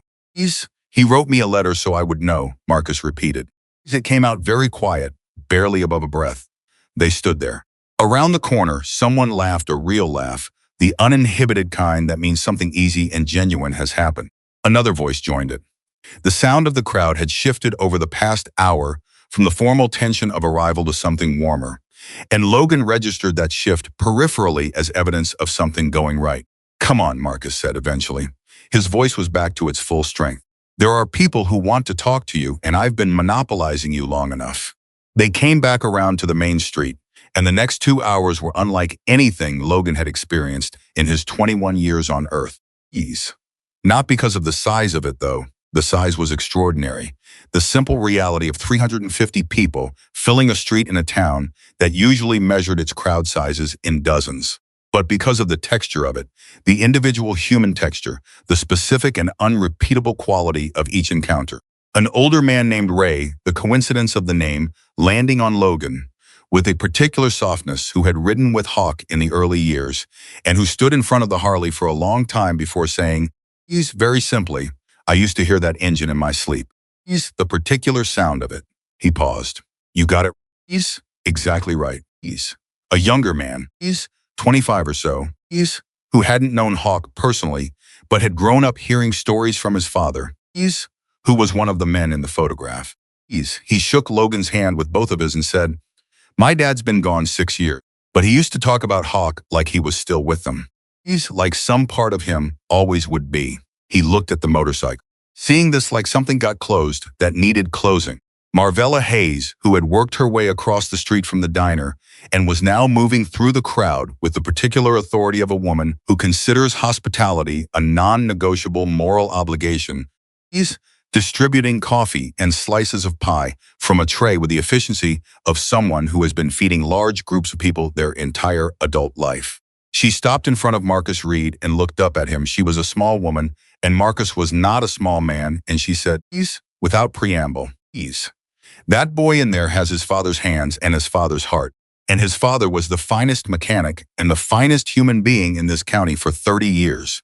You treat him right." Marcus looked at her for a moment, and then he said, "Yes, ma'am." Marvella nodded once, apparently satisfied, and moved on. Marcus looked at Logan. "Is she always like that?" he asked. "Every day," Logan said. "Good," Marcus said. "Every young man should have someone like that." Frank Miller came to find Logan mid-afternoon, working his way through the crowd with the unhurried movement of a man who knows he'll get where he's going. He stopped in front of Logan, and they stood together for a moment without speaking, which was their natural mode. The silence between them comfortable. The way silence between people who understand each other is comfortable. "You doing okay?" Frank said eventually. "I don't have a word for what I'm doing," Logan said honestly. Frank almost smiled. "That's okay. You don't need a word for it. You just need to be inside it." Logan looked at him. "Why didn't you tell me what you were going to do when you made the call?" Frank considered this. "Because if I'd told you, you would have tried to manage it," he said. "You would have prepared for it and thought about it and maybe decided it was too much. And I didn't want you to have the option of deciding it was too much." He paused. "I wanted you to just be standing there when it arrived." Logan thought about that. "You knew what it was going to be," Logan said. "The scale of it." "I had a strong feeling," Frank said. "Marcus Reed doesn't do things halfway." And Hawk's motorcycle, he stopped. "Some things have a gravity to them, a pull. The right people feel it, and they respond to it." He looked at the crowd around them, the bikes lining the street, the strange and wonderful fullness of the day. "I just made one phone call. Everything else was gravity." Logan looked at Frank, at the weathered face and the careful eyes, and the man who had been appearing in his garage doorway for 2 years with a coffee cup and a silence that now revealed itself as the silence of someone who had been watching over something without announcing it. "You knew Hawk," Logan said. "It came out as something more than an observation." Frank was quiet for a moment. "Too quiet, Frank," Logan said. "I rode with him," Frank said before I stepped away. "For about 6 years, I rode with him." A pause. "He was the reason I came to Denton's Crossing. After I stepped back from the life I wanted, somewhere quiet, somewhere I wouldn't constantly be reminded. And then your father turned out to be my neighbor, and he was the kind of man who made it easy to stay." Logan stared at him. "You never told me," Logan said. "No," Frank agreed. "The day you brought me to that storage building, I'd been trying to figure out what to do with the bike for 2 years, Frank said. I couldn't bring myself to take it apart. Couldn't bring myself to leave it there forever. And then I looked at you one morning and I thought," he stopped. "I thought your father would have known what to do with it." Logan felt something move through him that had no clean name. The understanding of it, the full chain of it. Frank and Hawk and his father and the garage and the cold February mornings and the cylinder on the shelf assembled itself inside him with a completeness that pressed against the back of his throat. "So you gave it to me," Logan said. "I gave it to the right person," Frank said. He looked at Logan steadily, which was the same thing. The afternoon moved toward evening, and Denton's Crossing, a town that most people drove through without stopping, became something different than it had ever been. The diner ran out of coffee, and Marvella sent someone to the grocery store for more. The hardware store owner opened up and let people use the restroom. A family 3 houses down from the garage set up a folding table on the sidewalk with water and sodas. The mechanisms of small-town hospitality, which are automatic and unchosen, and simply happen when people decide collectively that a thing is worth hosting, came online without coordination or announcement. Marcus found Logan near the end of the afternoon. As the light was changing, and some of the more distant riders The long business of departures of a large group disassembling the individual good buys multiplied by hundreds. Before we ride out, Marcus said, I need to tell you something that I should have led with this morning. Please, Logan waited. The envelope, Marcus said. Count it when you're alone. It's enough to clear your debts and stabilize the garage for at least a year. He paused. But that's not the thing I need to tell you. Logan looked at him. The chapter has a shop, Marcus said, in Phoenix. He's full motorcycle restoration facility, equipment, space, everything. We've been running it for 8 years, mostly as a chapter operation. He paused. We need someone to run it professionally. Someone who can do what we watched you do this morning, take something that's dead and bring it back, and do it with the kind of care that means something. He looked at Logan directly. I'm not offering you charity and I'm not offering you a favor. I'm telling you that you have a skill that we need, and that the shop in Phoenix would let you operate at a scale that this garage can't provide, and that the work would be honest work that pays honestly. Logan took that in.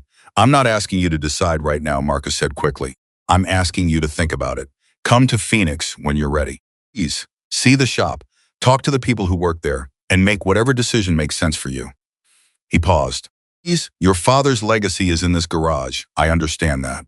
But a man can honor his father's legacy in more than one place.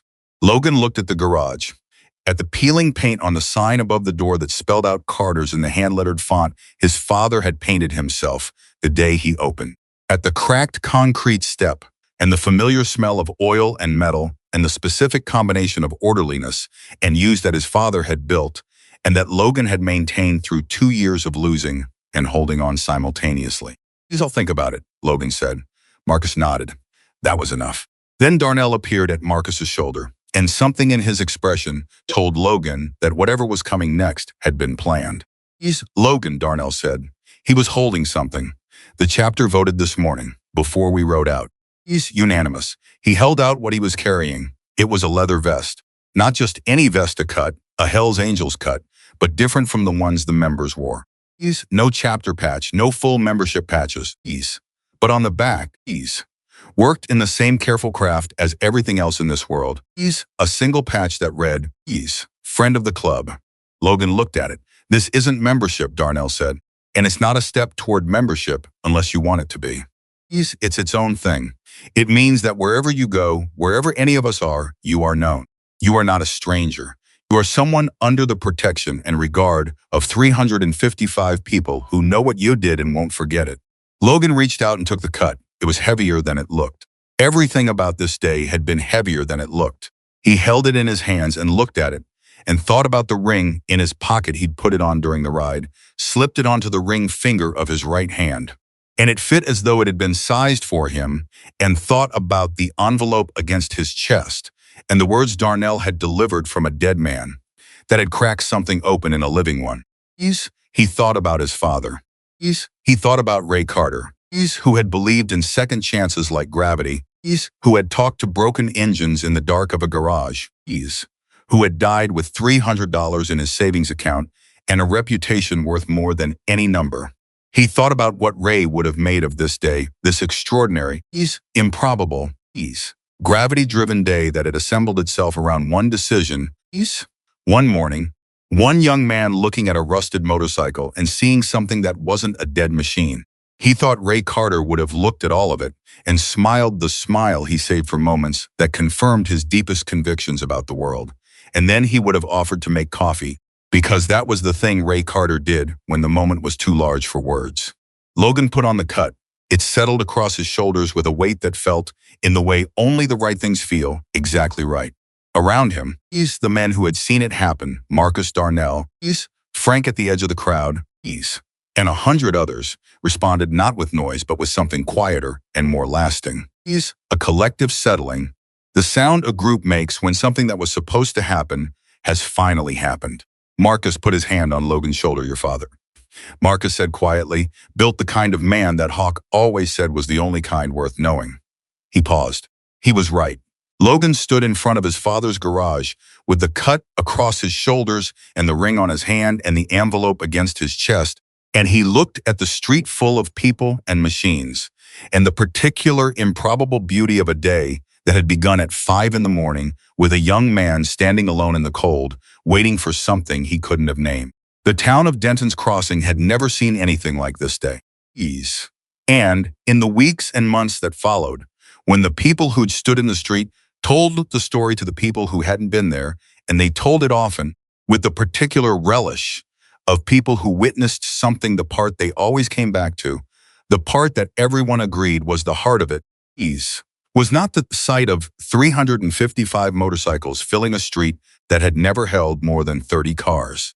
It was the young mechanic in his father's flannel shirt standing outside a small garage, holding something in his hand that he hadn't expected and didn't know how to receive, with an expression on his face that every person who described it reached for different words to capture words like stunned and grateful and young, and something that didn't quite have a word, something that belonged to a person who has just discovered that the thing they did in private, the thing they did for reasons that had nothing to do with being seen, has been seen anyway.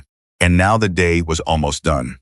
The last light was going out of the sky over Denton's Crossing, and the engines were beginning to start one by one, and then in clusters, the sound building again from quiet into something large and alive and moving.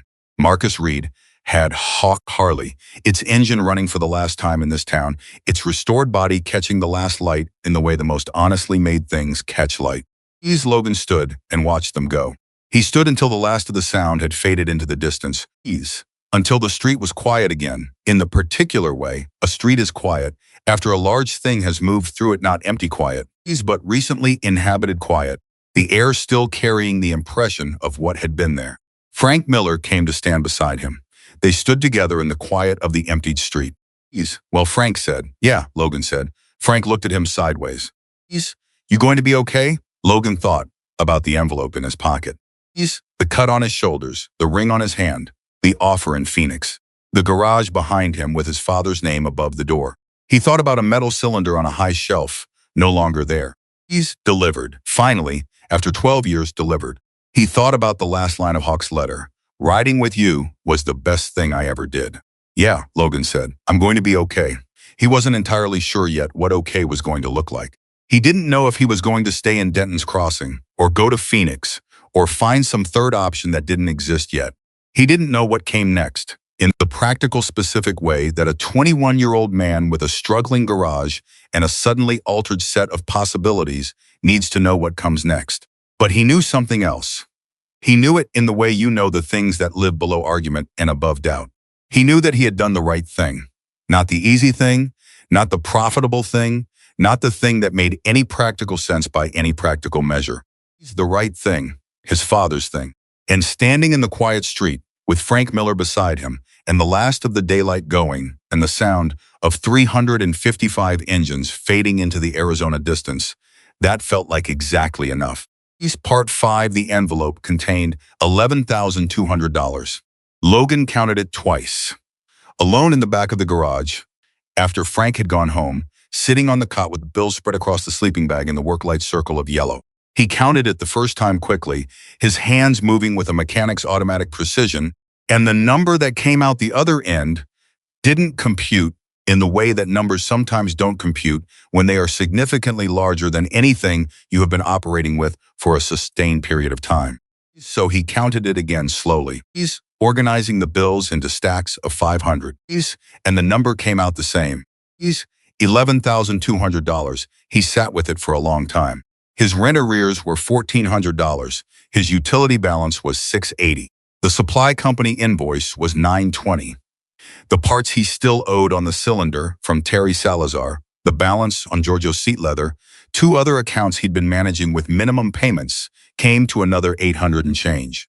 Add the 2 months of forward rent he'd need to feel stable rather than just treading water, and his total obligation was somewhere just under $5,000, which meant that after he paid every debt he had, every bill, every overdue notice, every quietly accumulated weight of the past 8 months, he would have more than $6,000 left.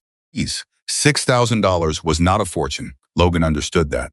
$6,000 was not the kind of money that changes the fundamental equation of a small-town mechanic's life permanently. But $6,000 held in the hands of a person who knew exactly how to make a dollar do the work of 2 was enough to breathe. Enough to take a month and think clearly. Enough to make a real decision about what came next rather than a desperate one. He put the money back in the envelope. He put the envelope in the lockbox under the workbench where he kept the garage's cash receipts. He lay back on the cot and stared at the ceiling and thought about Phoenix. He hadn't allowed himself to think about Marcus's offer directly, yet had been holding it at arm's length. The way you hold a large decision when the day it arrived on has already required you to process more than your system comfortably handles. Ease. But it was after 10 o'clock now, and the street outside was quiet, and the garage was just himself, and the overhead light, and the smell of oil and metal, and the absence of the Harley, which made the center of the floor feel different. Ease. The specific, differently shaped quiet of a space that has held something significant for a long time and is now adjusting to its departure. He missed it. That surprised him, or maybe it didn't. Maybe it was exactly what he should have expected, the particular and specific missing of a thing you've spent months in intimate relation with. Not grief, exactly. Something adjacent to grief. He thought about Phoenix. He thought about a professional restoration facility with real equipment and real space, and the possibility of operating at a scale his father's garage had never been built for. He thought about what it would mean to take that kind of work seriously, to step into the full version of the skill his father had given him. Instead of the scaled-down version, he'd been forced to work within by the limits of money and space and circumstance. He thought about the sign above the door, Carter's, his father's handwriting. He fell asleep on the cot still thinking about it. And when he woke up in the morning, the question was still there, patient, waiting for him to be ready. He gave himself a week. During that week, he paid every debt. He walked into the supply company and put $920 on the counter and watched the woman behind the desk, who had been professionally polite for 8 months of late payments and quietly worried about him in the specific way. That small-town business relationships generate a kind of low-level communal concern. Look at the cash and then look at him and say, well, all right then. He paid his landlord in person, the full arrears plus 2 months forward, and his landlord, a pragmatic man named Dale, who had been carrying Logan's late payments with resigned patience, shook his hand and said, good to have you squared up, son. He called Terry Salazar and Giorgio and the other 2 accounts and settled everything in the same week. Each payment felt like putting a stone down, not the dramatic relief of a movie moment, more quiet than that, more incremental, the simple accumulating experience of a load being reduced. On the 5th day, he called his mother. She picked up on the 2nd ring, which meant she'd been near the phone, which meant she'd been thinking about him in the particular radar way that mothers track their children across distance. Logan, she said.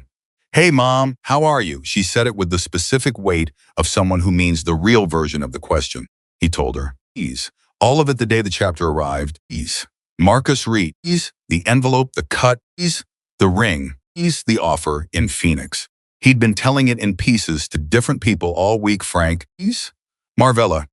A few others. But this was the first time he'd assembled the full sequence into a single telling. And hearing it come out of his own mouth in order, from the beginning, made it land differently than it had in the smaller pieces. His mother was quiet for a long time after he finished. Logan, she said finally. Yeah, your father. She stopped. He could hear her collecting herself. Your father used to say that the garage wasn't about the work. He said the work was just the form it took. What it was actually about was showing people that their things mattered, that the things they couldn't fix themselves could be fixed by someone who cared about fixing them. A pause. He'd say that to you right now if he could. That's what you did. You showed a whole community that Hawk's motorcycle mattered, that Hawk mattered. Logan pressed the heel of his hand against his eye socket for a moment. I know, Mom, he said. Are you going to go to Phoenix? She asked. I'm thinking about it. Think out loud, she said. I've got time. So he did. He talked through it, the pull towards staying, toward Carter's, and the sign above the door, and the familiar walls, and the specific weight of continuing his father's work in his father's space, and the pull toward Phoenix, toward the larger version of the work, toward the professional reality of a facility that could let him do what he'd done with Hawk's Harley, not as an exceptional, once-in-a-decade effort, but as a regular practice, as the daily business of his life. His mother listened to all of it without interrupting. When he finished, she said, what did the sign mean to your father? Logan thought about it. It meant what he'd built. It's what he was. No, his mother said gently. Think again. What did it mean to him when he painted it? Logan was quiet. He painted that sign on the first day the garage opened, his mother said. He was 32 years old. He didn't have any customers yet. He painted that sign because he was making a promise to himself, to your grandfather, to whoever walked through the door. Not because the sign was the thing. Because what the sign pointed to was the thing. A pause. The promise was never about a specific building on a specific street. It was about the kind of work and the kind of man. She let that settle. You take that promise to Phoenix, Logan. It's yours. It goes where you go. Logan sat with that for a long time. Yeah, he said finally. Okay, what? Okay, I think I know what I'm going to do. His mother exhaled a soft sound, full of something he recognized as relief wearing the clothes of patience. He's good, she said. Now tell me you're eating. I'm eating. Is Marvella's still feeding you? Every Thursday. Good woman, his mother said firmly. You thank her for me. He called Marcus Reed the next morning. Marcus picked up on the third ring. His voice carrying the background sound of a large space machinery, voices, the controlled noise of a working facility. Logan, Marcus said. I want to come see the shop, Logan said. A pause, then when this week, if that works. Thursday, Marcus said. I'll be there Thursday. Come at noon. Logan drove to Phoenix on Thursday morning, leaving Denton's Crossing at 8 to beat the worst of the mid-morning traffic. His father's truck carrying him through the desert landscape with the familiar reliability of a vehicle he knew every sound and tendency of. He drove with the window cracked and thought about his father making this same drive years ago. A different Phoenix in a different decade, but the same highway. The same desert light. The same direction.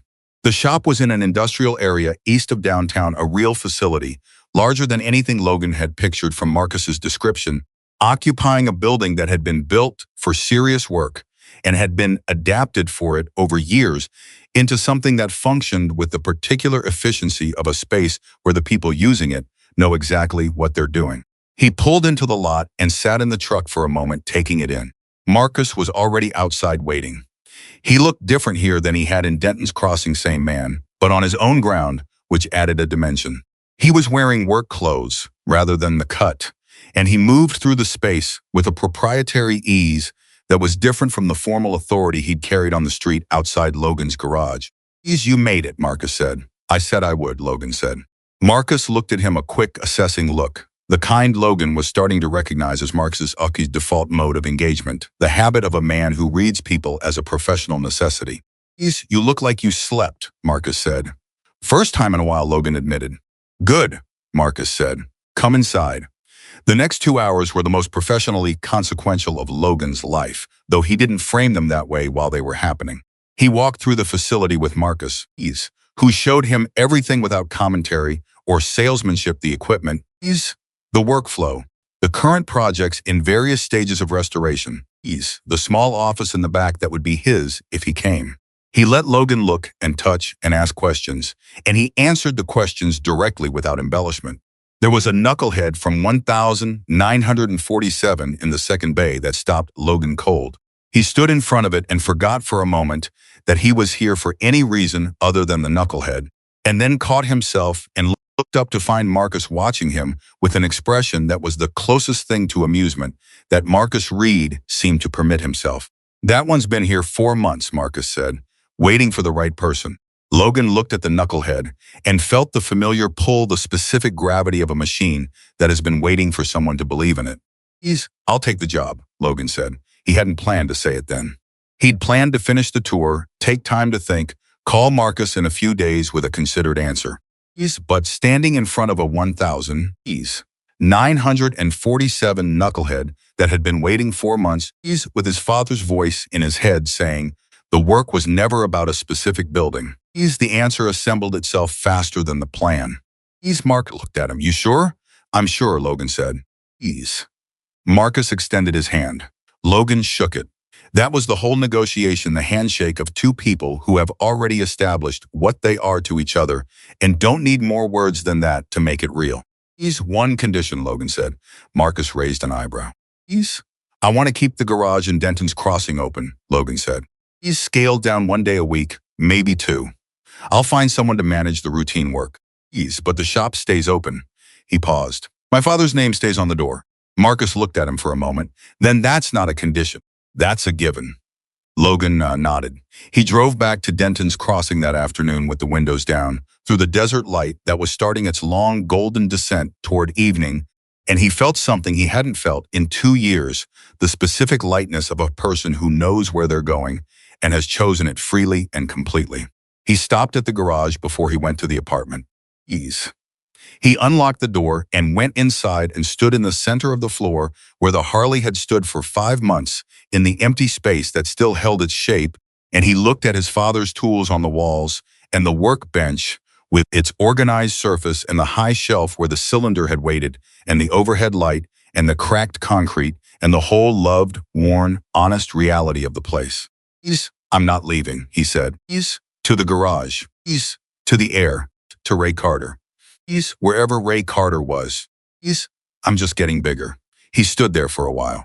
The evening light came through the gaps in the door and lay across the floor in long lines, and the garage was quiet around him, with the quiet of a place that has witnessed something and settled into the knowledge of it. He turned the light off. He locked the door. He went home and slept 8 hours without interruption, which was the most he had slept in one stretch in longer than he could clearly remember. 6 weeks later, Logan Carter moved to Phoenix. He found a room in a house with 2 other people, both of whom worked in trades and kept reasonable hours and didn't ask intrusive questions, which were the only 3 requirements he had. He loaded his tools into the truck, his own tools, the ones he'd accumulated himself over 3 years, distinct from his father's set, which stayed at the garage in Denton's Crossing. And he drove to Phoenix on a Tuesday morning in late March, with the windows down and the desert smelling of something new. His first week at the shop was a process of calibration, learning the space, learning the equipment, learning the rhythms of a facility that already had its own established patterns. The men who worked there received him with the particular measured reserve of skilled tradesmen encountering a newcomer, the professional courtesy that withholds judgment until it sees what someone's hands do. Logan understood that register. He'd been raised in it. He didn't rush the calibration. He watched, he asked questions when questions were useful and stayed quiet when they weren't. And he put his hands on the knucklehead on his 3rd day and didn't look up for 6 hours.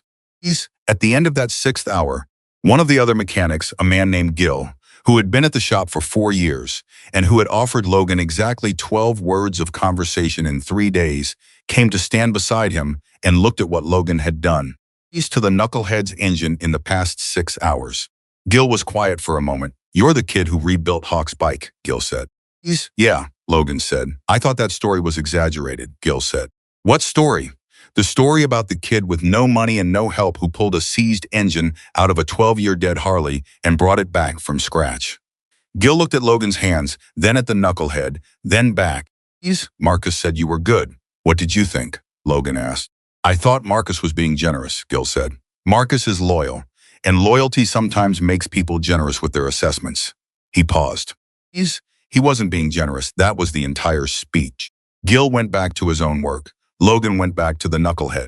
But something had shifted in the shop's atmosphere, subtle. The way the shifts that matter tend to be subtle, and by the end of the first month, Logan had found his place in it, the way a well-made part finds its place in a well-made machine, with a click that you feel more than hear, the satisfaction of fit. 3 months in, Marcus called him into the office. Logan sat across from Marcus at the desk, the small, cluttered office with stacks of parts orders and its single-framed photograph on the wall, which Logan had noticed on his first day and had looked at carefully enough to recognize several of the faces. The chapter, from years back, mid-ride somewhere, laughing at something outside the frame. Hawk was in the photograph. Logan had identified him from the face in the old photo he'd found in the cylinder younger here, but unmistakably the same man, with the same quality of presence that the photographs of him always carried, the quality of a person who occupies a room fully. 3 months, Marcus said. 3 months, Logan agreed. You're doing well, Marcus said. Not a complimentary report. Marcus delivered praise the way he delivered everything, directly and without decoration. The work is good, Logan said. The clients have been asking about you specifically, Marcus said. 2 of them requested you by name for their next restoration. That doesn't usually happen with someone who's been here 3 months. He paused. I'm telling you so you know where you stand, not to make you feel good about yourself. He's understood, Logan said. Marcus looked at him across the desk. There's something else, he said. Something I've been thinking about since February. Logan waited. The Flagstaff situation, Marcus said. The information from Hawk's crate. We've been working with the right people on it. People I trust outside the chapter, who have the capacity to do something with what Hawk documented. He paused. There have been developments. Logan went still. I can't tell you the details, Marcus said. Not yet. But I can tell you that the people who were responsible for what happened to Hawk are no longer in positions where they can do what they did. The circumstances of Hawk's death are now officially under review by parties who have jurisdiction over them. He looked at Logan directly. 12 years. And the thing that finally moved it forward was a mechanic in Denton's Crossing deciding to take apart a frame. Logan sat with that. He thought about Hawk, about the letter and the ring and the photograph in the cylinder, about a man who had hidden his most important things inside a motorcycle frame and trusted that the machine would outlast the danger and find its way to the right hands. He knew, Logan said. Hawk. He knew that the bike would survive him. He built it that way, put everything important inside it, trusted the machine. He trusted the machine, Marcus agreed, and the machine trusted you. They sat with that for a moment. Is he going to get justice? Logan asked. The question came out direct. The way direct questions come out when the answer matters enough to make social caution beside the point. Marcus looked at him for a long moment. Yes, Marcus said. He is. Logan nodded once. He looked at the photograph on the wall, at Hawk's face, at the laugh that the frame had caught, at the life that was fully present in that image. In the way life is present in photographs taken by people who didn't know they were preserving something. Good, Logan said. The year turned. Work accumulated, and the accumulation built itself into reputation the way it always does when the work is honest, not through announcement, not through marketing or promotion or any of the mechanisms that people use when they are trying to convince someone of something. Just through the particular communication network of people who care about motorcycles, who talk to other people who care about motorcycles, and who have an instinct for who takes the work seriously. Logan Carter's name started appearing in conversations Logan wasn't part of. It started showing up in the particular organic way that skilled tradespeople's names circulate in the communities built around their craft as a recommendation, as an answer to the question of who could handle something difficult. He made the drive back to Denton's Crossing twice a month. He kept Carter's open on Saturdays, handling the work himself, the routine jobs, and the occasional restorations that came in from the surrounding area.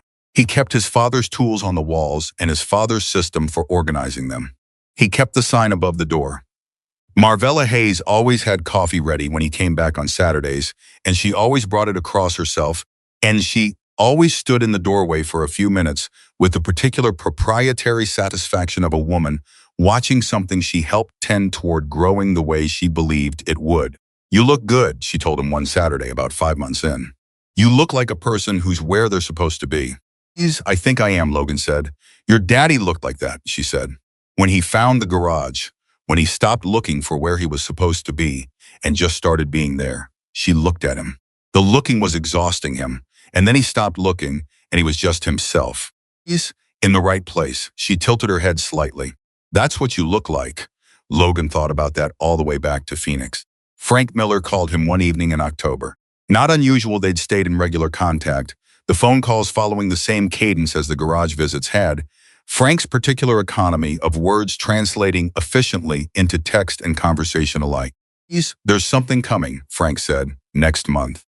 What kind of something? Marcus is organizing a ride, Frank said. Annual thing. But this year it's different. This year it's a tribute ride for Hawk.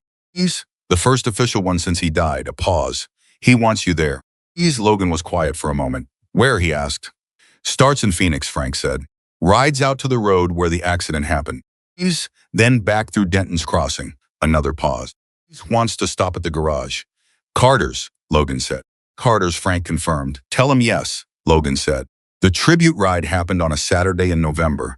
A clear, cold day with the Arizona light doing the particular thing it does in November when the angle is right and the sky is deep and everything has an edge to it. Logan was at Carter's by 7 in the morning, had the garage open, had coffee going on the burner. He was wearing the friend of the club cut that had been placed across his shoulders in the street outside this same garage 9 months before. And Hawk's ring on his right hand, the inscribed band that he wore every day now, as naturally as he wore his father's watch, which he had bought back from the pawn shop 2 months after the chapter's visit.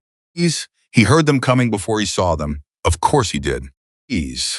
That was the thing about this particular sound. Once you'd heard it at this scale, once it had lived in your body the way it had lived in his, since February, you recognized it the way you recognize a voice that has spoken your name. The formation came through Denton's crossing and stopped in front of Carter's. The engines cut. The silence came down, the same silence as before, but different in quality. Not the formal silence of an arrival, but the settled silence of people who are where they intended to be. Marcus got off his bike and walked to Logan. They looked at each other. "You good?" Marcus said. "Yeah," Logan said. "You?"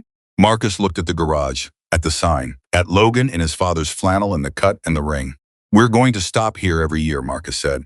"This is a stop now, officially." Logan looked at him. "Part of the ride," Marcus said. "Denton's Crossing, Carter's garage. Every year." He paused.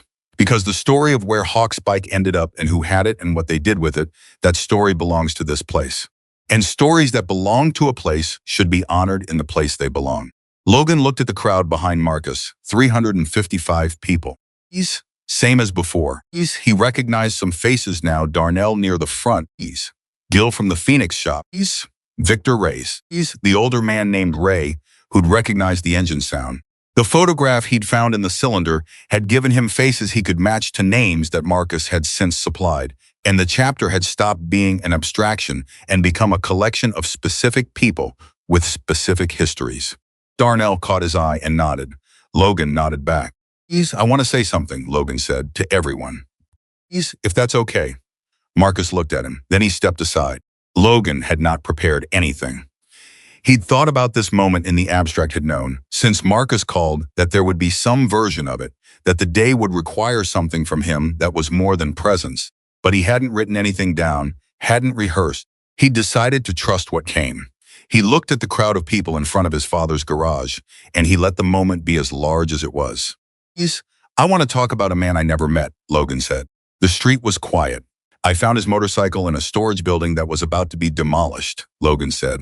"I didn't know whose it was. I didn't know what it had meant to the people it had belonged to. I just knew that it was a machine that had been abandoned, and that some machines deserve better than abandonment." He paused. "I was raised by a man who believed that, who believed it the way other people believe in things you can prove not as a philosophy, but as a daily practice. As the work of his life." He paused. He looked at Frank Miller at the edge of the crowd. "The man who raised me taught me that the work you do on a broken thing tells you what you're made of," Logan said. "Not the work you do when it's easy and someone's watching and there's something to gain. The work you do in private with your own hands for reasons that don't make sense on paper." He paused again. "I found a letter inside that motorcycle," he said, "from a man who hid it there because he trusted that the machine would survive him and find its way back to the people it belonged to. He was right. It did." Logan looked at Marcus, and the people it belonged to turned out to be something I didn't know I'd been missing. Marcus held his gaze. "I didn't rebuild that motorcycle to get anything," Logan said. "I want to be clear about that because it matters.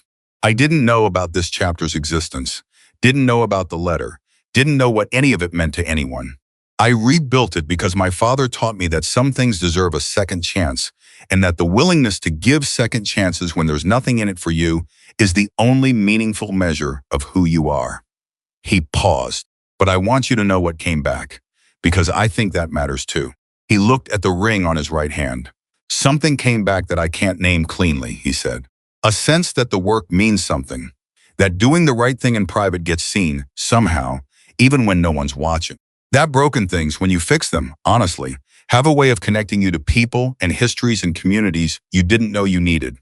He stopped.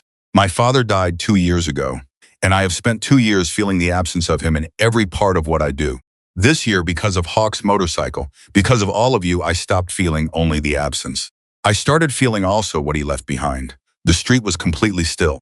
He left behind this garage," Logan said. "He left behind his tools. He left behind a name above that door." He paused. He left behind the kind of man I'm trying to be." Logan looked at the crowd.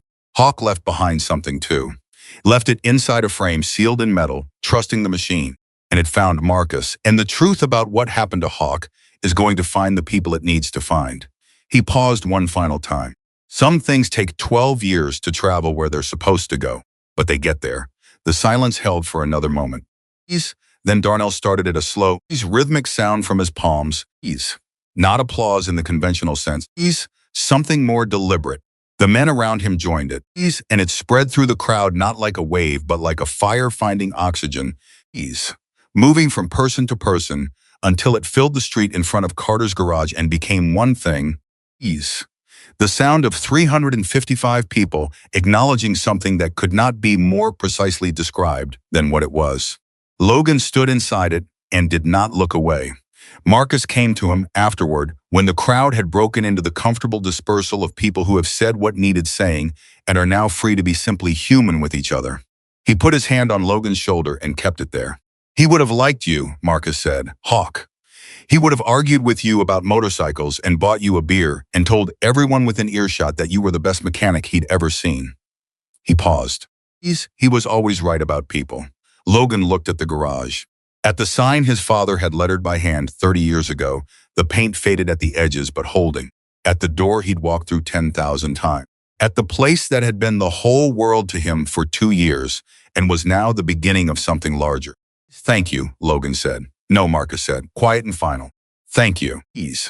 They rode out of Denton's Crossing an hour later, all 355 of them, plus Logan on his own bike, a road bike he'd rebuilt himself in the shop in Phoenix over the past 3 months.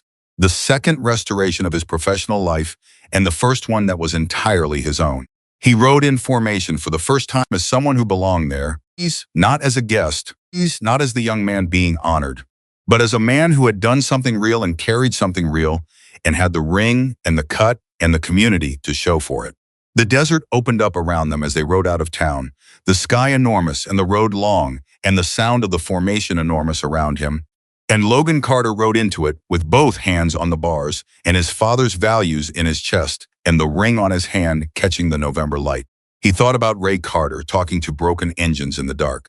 He thought about Hawk sealing 3 objects inside a cylinder and trusting the machine. He thought about Frank Miller at the edge of a crowd, watching something he'd helped set in motion arrive exactly where it was supposed to arrive. He thought about Marcus Reed going still when he heard the news that his brother's motorcycle had been found.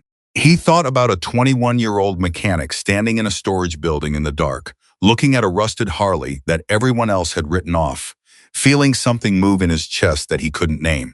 He knew what it was now.